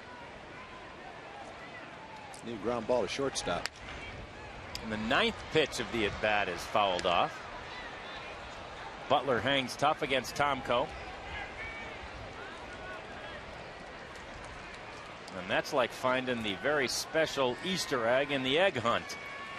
A souvenir baseball to go home on a happy Easter. And there's that ground to shortstop. Thank you. Blanco, Kinsler, Moreland, 2 for the price of 1. They made a great pitch to get it, too. Butler was having some pretty good swings at the fastball, and Brett threw him a good slider right where you want to throw it. Down and away. Perfect pitch. Reaches for it. Turns it over. A little ground ball to shortstop. And 2 quick outs. Good pitch right there by Brett. And now it's Francoeur.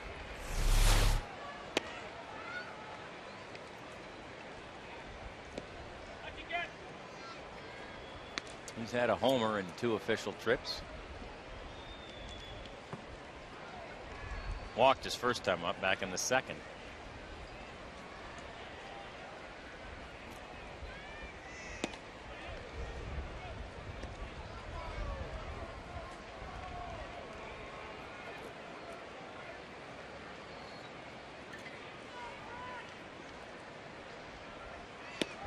In there for a strike. Make it 2 balls and a strike to the Royals' 5th place hitter.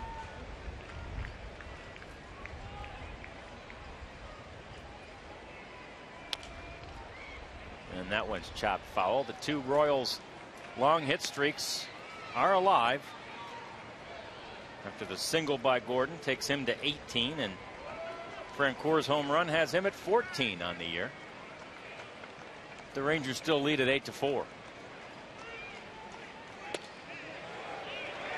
Struck him out.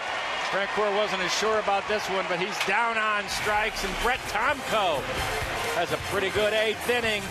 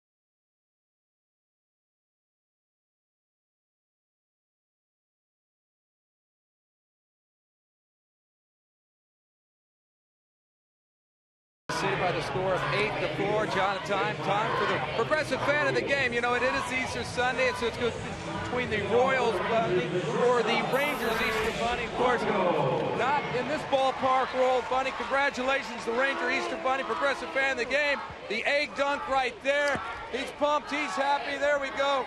And it's happening. The Easter bunny for the Rangers picks it up. Way to go, guys. Good job. All right. Progressive fan of the game. Pumped about that. Sound like a light here. Perfectly appropriate, Noxie, on this Easter Sunday to have the bunny become the fan of the game. I hope the Royals bunny is okay. Oh, he's getting up on his own power. Knox hits him again for good measure.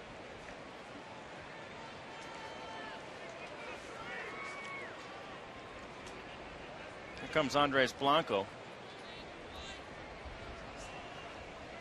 That big windup from Collins. Now, while we were away for the break, Jeff Francoeur, we said, did not like the call on that strikeout. He was ultimately ejected from the game. He's been replaced by Mitch Meyer in right field.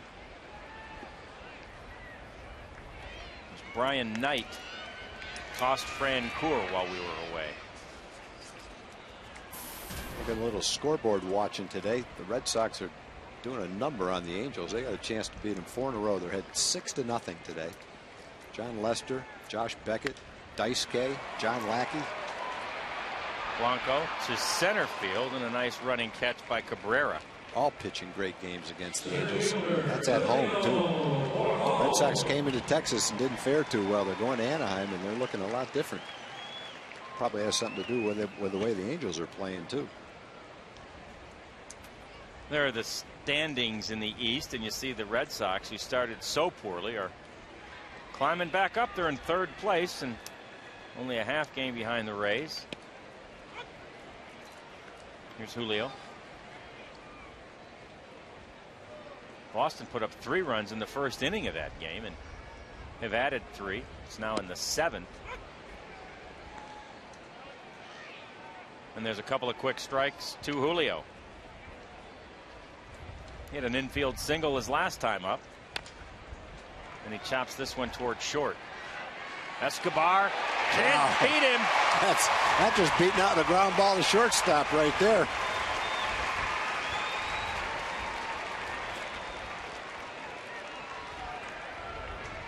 Walk and 2 infield hits for Julio today. He scored a run. And he's over there at first base with 1 out, hit the 0-2 pitch, and wound up beating it out. It did take kind of a high hop, but not remarkably high. Yeah, and the shortstop, Escobar, knew he had to get rid of the ball quickly. Not many guys in the league, they're going to beat that ball out.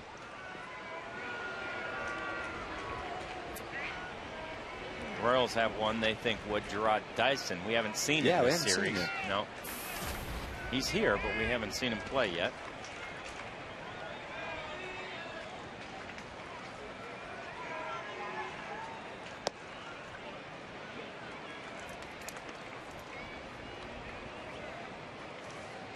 And it's the top of the order for the Rangers. Ian Kinsler. A couple of hits for him, followed by a couple of hard hit flyouts in the 5th and 6th innings.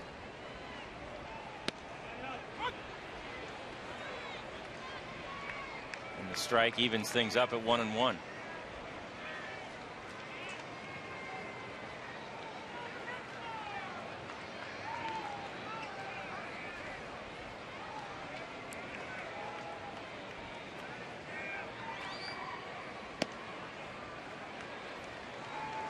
Rangers are 17-7 at home against Kansas City since 2005. Chance to make it 18-7. And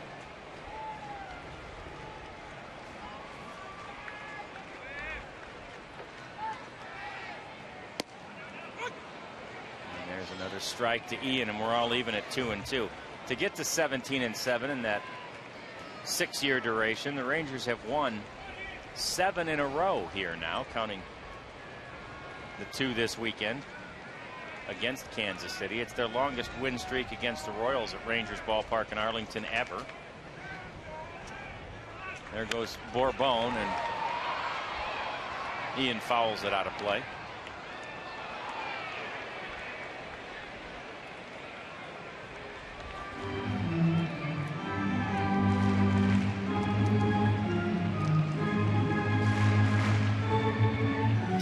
Rangers' 9-2 start here at Rangers Ballpark in Arlington is the 2nd best ever.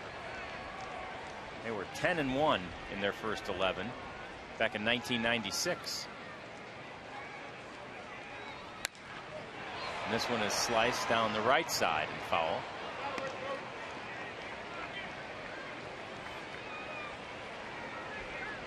So it stays 2-2, and the little guy beat the big guy with the glove, it looks like. Big guy might be his dad. Yeah.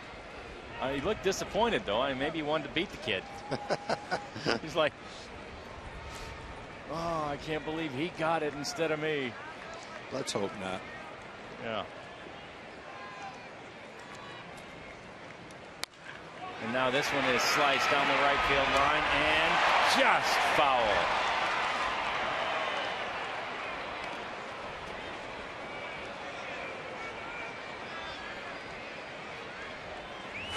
Myers tracks it down out there. Take a look at how close this was to being a fair ball.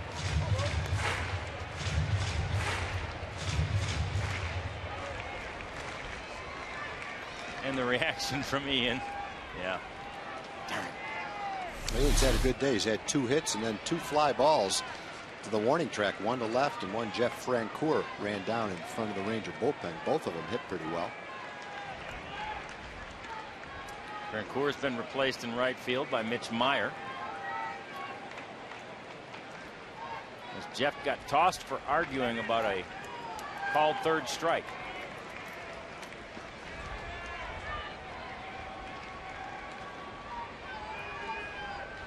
2-2. Bourbon is going, swing, and a miss.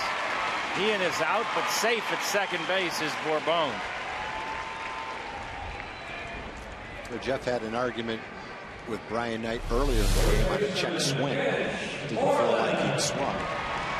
Yet the call went against him. So that might have been building a little bit.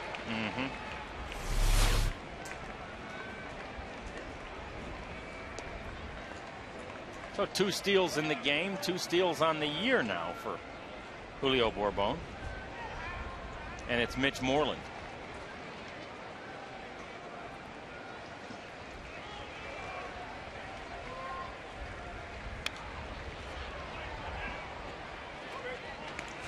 .90-mile-an-hour pitch from Collins is fouled straight back. Special welcome to a special group out in one of the suites in the center field office building. Wish with Wings are out there.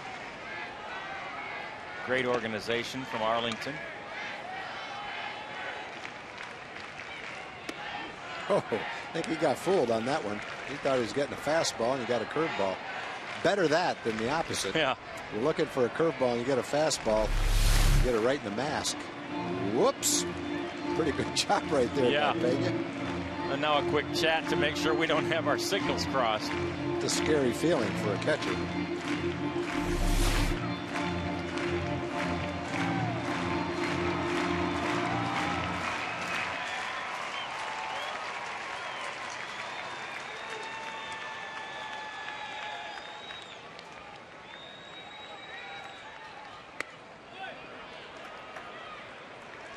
Time for our Brown hand center, great hands play of the game. And when this batter, Mitch Moreland, was out in the field in the second inning, look at him field the line drive and then complete the double play as they catch Jeff Francoeur.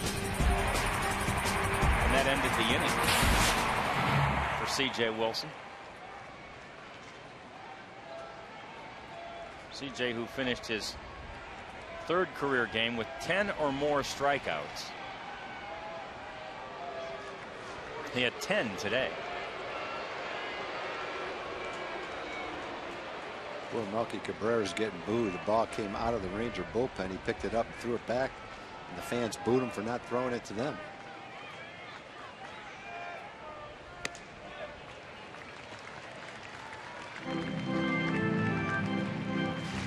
Now it's 3-1 to Mitch Moreland.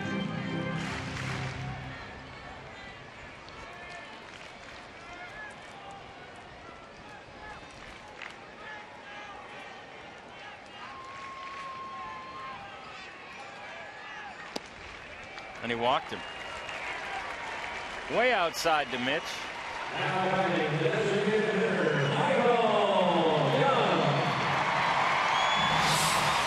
And take a look here. We've got 4 more games on this long homestand with the Blue Jays coming to town for 4 in a row. And look at Bautista.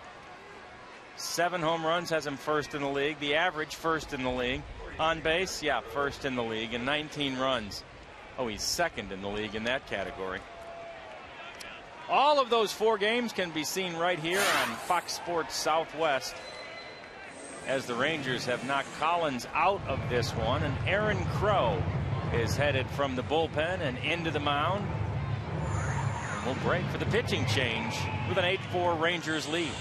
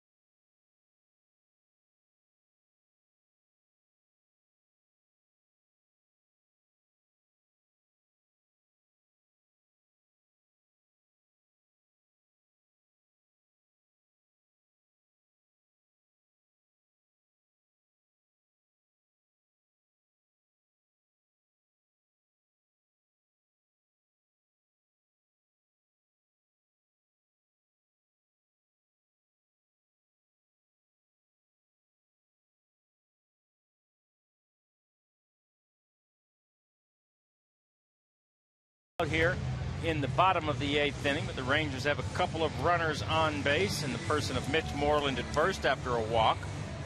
Julio Bourbon is at second after an infield hit and a stolen base, and here's the new pitcher, Aaron Crow. Yeah, Crow's pitching well. He's been in 8 games already. 12 strikeouts in 11 innings. Opponents are only hitting 179 against him.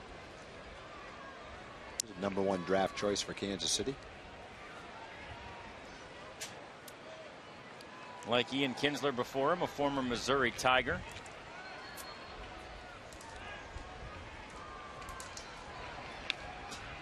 And as we mentioned earlier in the broadcast, he's the first Missouri Tiger ever to make it all the way to the big leagues for the Kansas City Royals.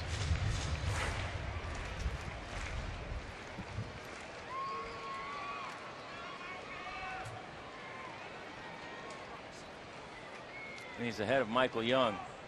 No balls and a strike.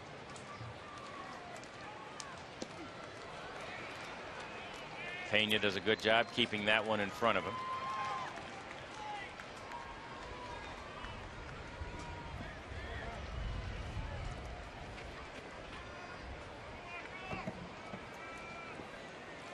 Michael with an RBI single in that 5th inning.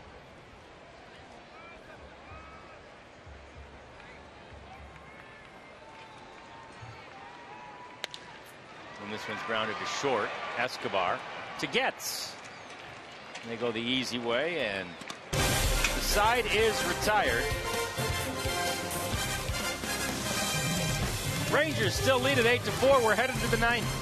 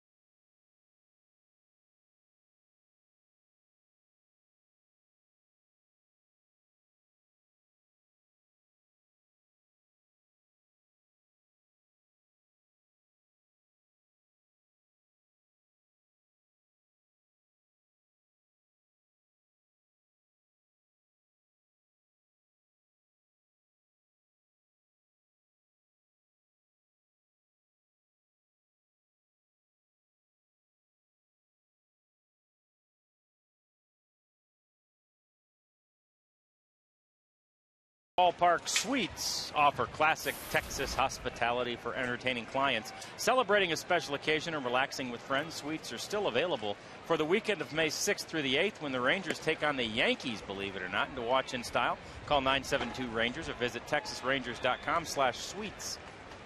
It's about the only way you can get into that Yankees series is to get a suite.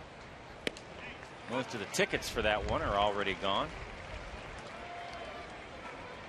After that Toronto series, Rangers will head to Oakland and Seattle, and then it's back home for that 3-gamer with the Yankees the first weekend in May. Good curveball right there from Brett. Threw the nice slider to get Butler to hit into a double play. And there's a changeup.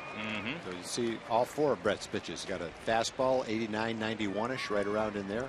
Good slider, good curveball, good changeup. Good assortment of pitches. Arthur Rhodes warming up just in case. The 1-2 to Bettamy. High for a ball to even things up at 2-2. Darren Oliver got the opportunity to close out yesterday's game. He's pitched 2 days in a row coming into today, so everybody speculated that It would be Arthur's turn to close out the game. Not a save situation right now, though. Ollie would like to see Arthur get a save soon so that Darren won't have the record as the oldest pitcher to save a game in Rangers history. Arthur's a few months older, so. Swing and a miss and a strikeout of Betamete.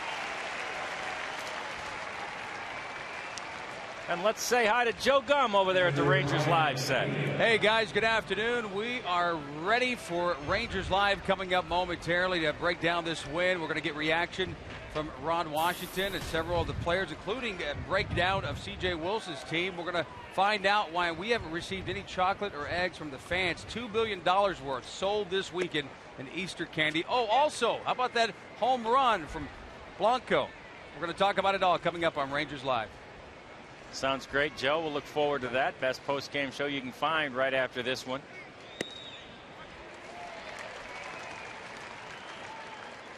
And now it's 1-1. Pena.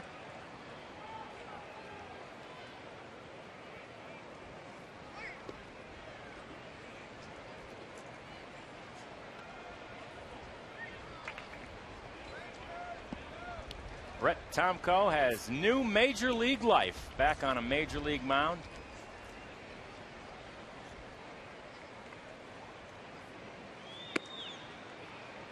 And that one's high and away to make it 3-1.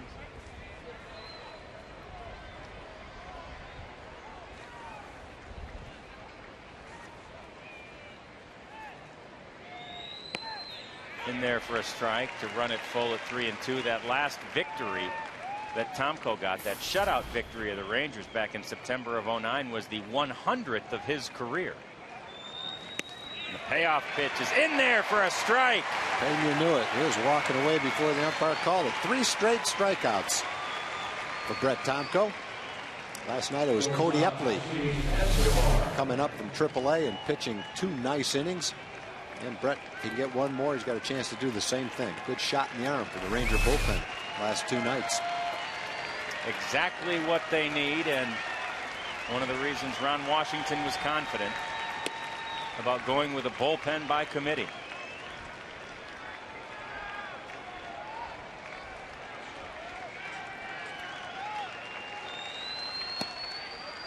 And that strikeout was the 13th of the game by a Rangers pitcher. C.J. Wilson had 10 of them. It's a season high 13 strikeouts in one game by Rangers pitching.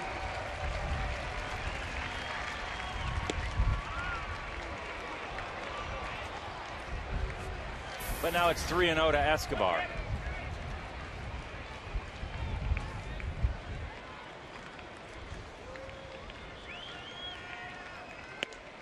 That's in there for a strike on take. Escobar goes to 3-1.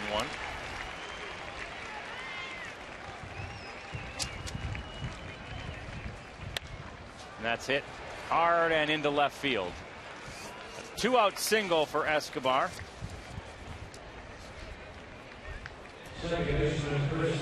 And it'll bring up Chris Getz.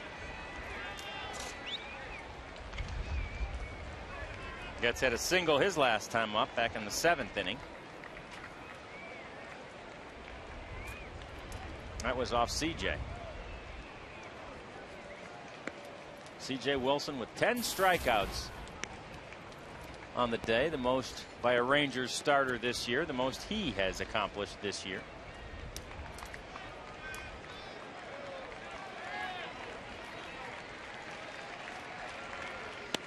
And that's in there for strike 1 to Getz.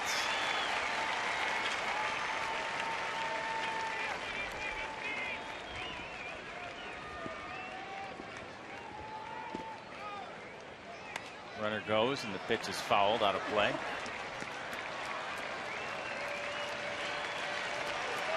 Back to first goes Escobar. Many in this crowd of 28,284 now on their feet. And the 2-strike pitch. Look at the grab by Blanco. They can't get him, but what a play just to catch that ball. That was some kind of play. You're not going to get gets on anything like that. He gets down the line from the left side in a hurry. The game becomes a save opportunity when the tying run is in the on-deck circle, which is the case right now. Arthur Rhodes is warming up, and with a right-hand hitter at the plate, looks like Ron Washington will choose to stick with Brett right here with Aviles the hitter. Diving stab made by Andres Blanco. Cabrera's the next hitter. He's a switch hitter. Gordon's a left-hand hitter. Cabrera so far this year has hit much better left-handed than he has right-handed. So you would think that this would be Brett's last hitter, just guessing along with Ron Washington. And Brett's hoping it'll be the last hitter of the game.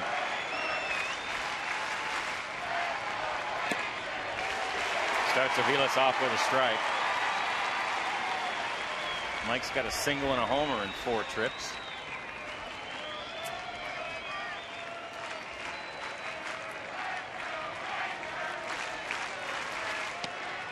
Outside to even it up at 1-1. You could tell from Brett's interview with Emily that not only was this a huge accomplishment for him, that and something of which he's very proud, but he's very emotional about it as well. I think nothing would make him feel better than to close this inning down by himself and end the game with him being on the mound. It would be the storybook ending to his comeback, but just the beginning of what he hopes will be a long stay here at the major league level. 1-2. Hard toward left field. And gone. He got ahead 1 ball and 2 strikes. He'd thrown a great slider to get him to swing and miss, and then hung one. And Aviles has been swinging the bat great today. Took advantage of the hanger and hit it out of the ballpark. And suddenly it's a 1-run game, and here comes Ron Washington.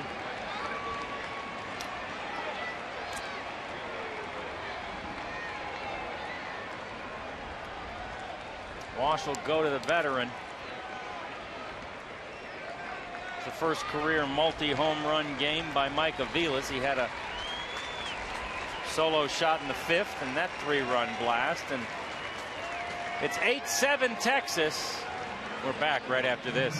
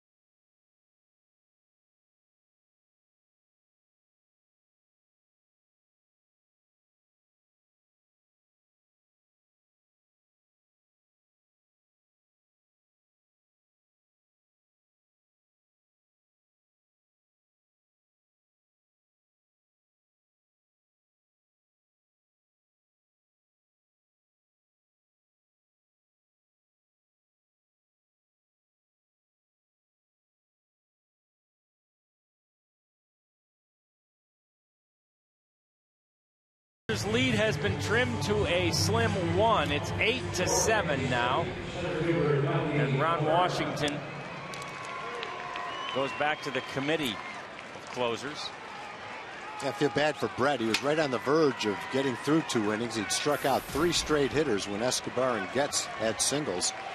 And then he's ahead of Aviles and just made 1 bad pitch, that hanging slider, and he hit it out of the ballpark.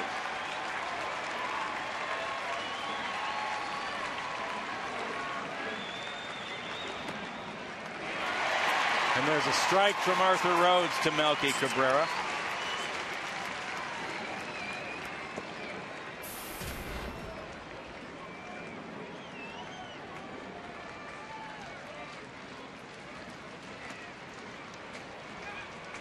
That'll even it up 1-1.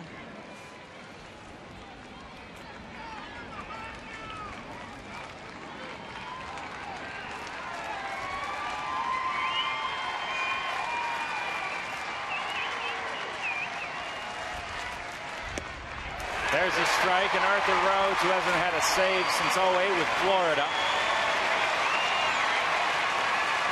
has a chance to get one against the KC Royals and become the oldest pitcher in Rangers history to record a save. Fouled away.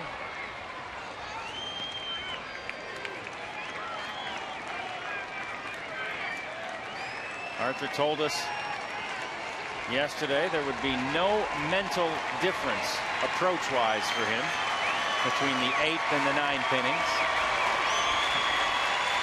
And the 1-2 to Cabrera. High and away to make it 2-2.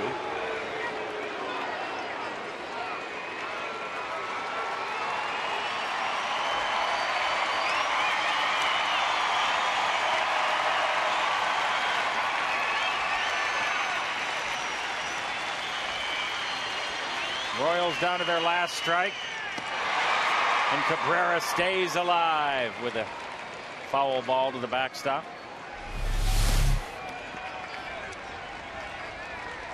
That's in kind of danger zone up there. High fastball.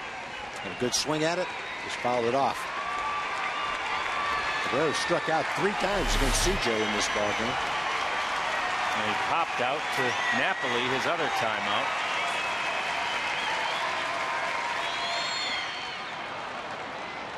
That one's a little inside. So it's a full count on the Royals' second place hitter, Melky Cabrera. 28,284. Want to celebrate Easter with a sweep of the Kansas City Royals. And this one is smashed. Foul.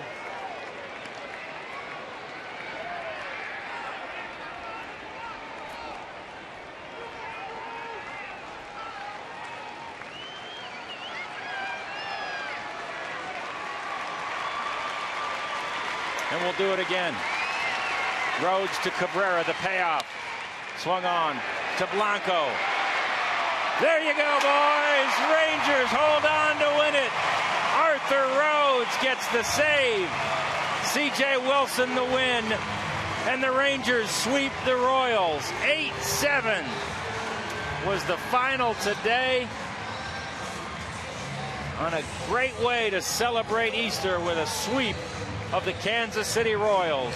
Arthur made a good pitch right there to Cabrera. Cabrera's not up there trying to walk, that's for sure. He was going to swing the bat. And he had some good rips at some high fastballs. And then that pitch, Arthur keeps it right down around the knees. Good fastball down. Not much Cabrera could do with that pitch. It was a strike. But top it to shortstop. And Blanco makes the play, and Arthur gets a save. Back-to-back saves for the 40-year-olds. Darren last night and Arthur tonight. Arthur becomes the oldest pitcher in Rangers history to record a save.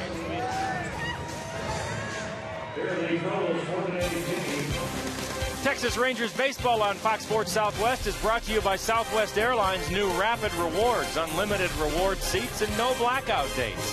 By the Progressive Insurance Group. For a money-saving car insurance quote, call 1-800-PROGRESSIVE today. And by your Texas Ford dealers. Check out the Ford F-150 and drive one.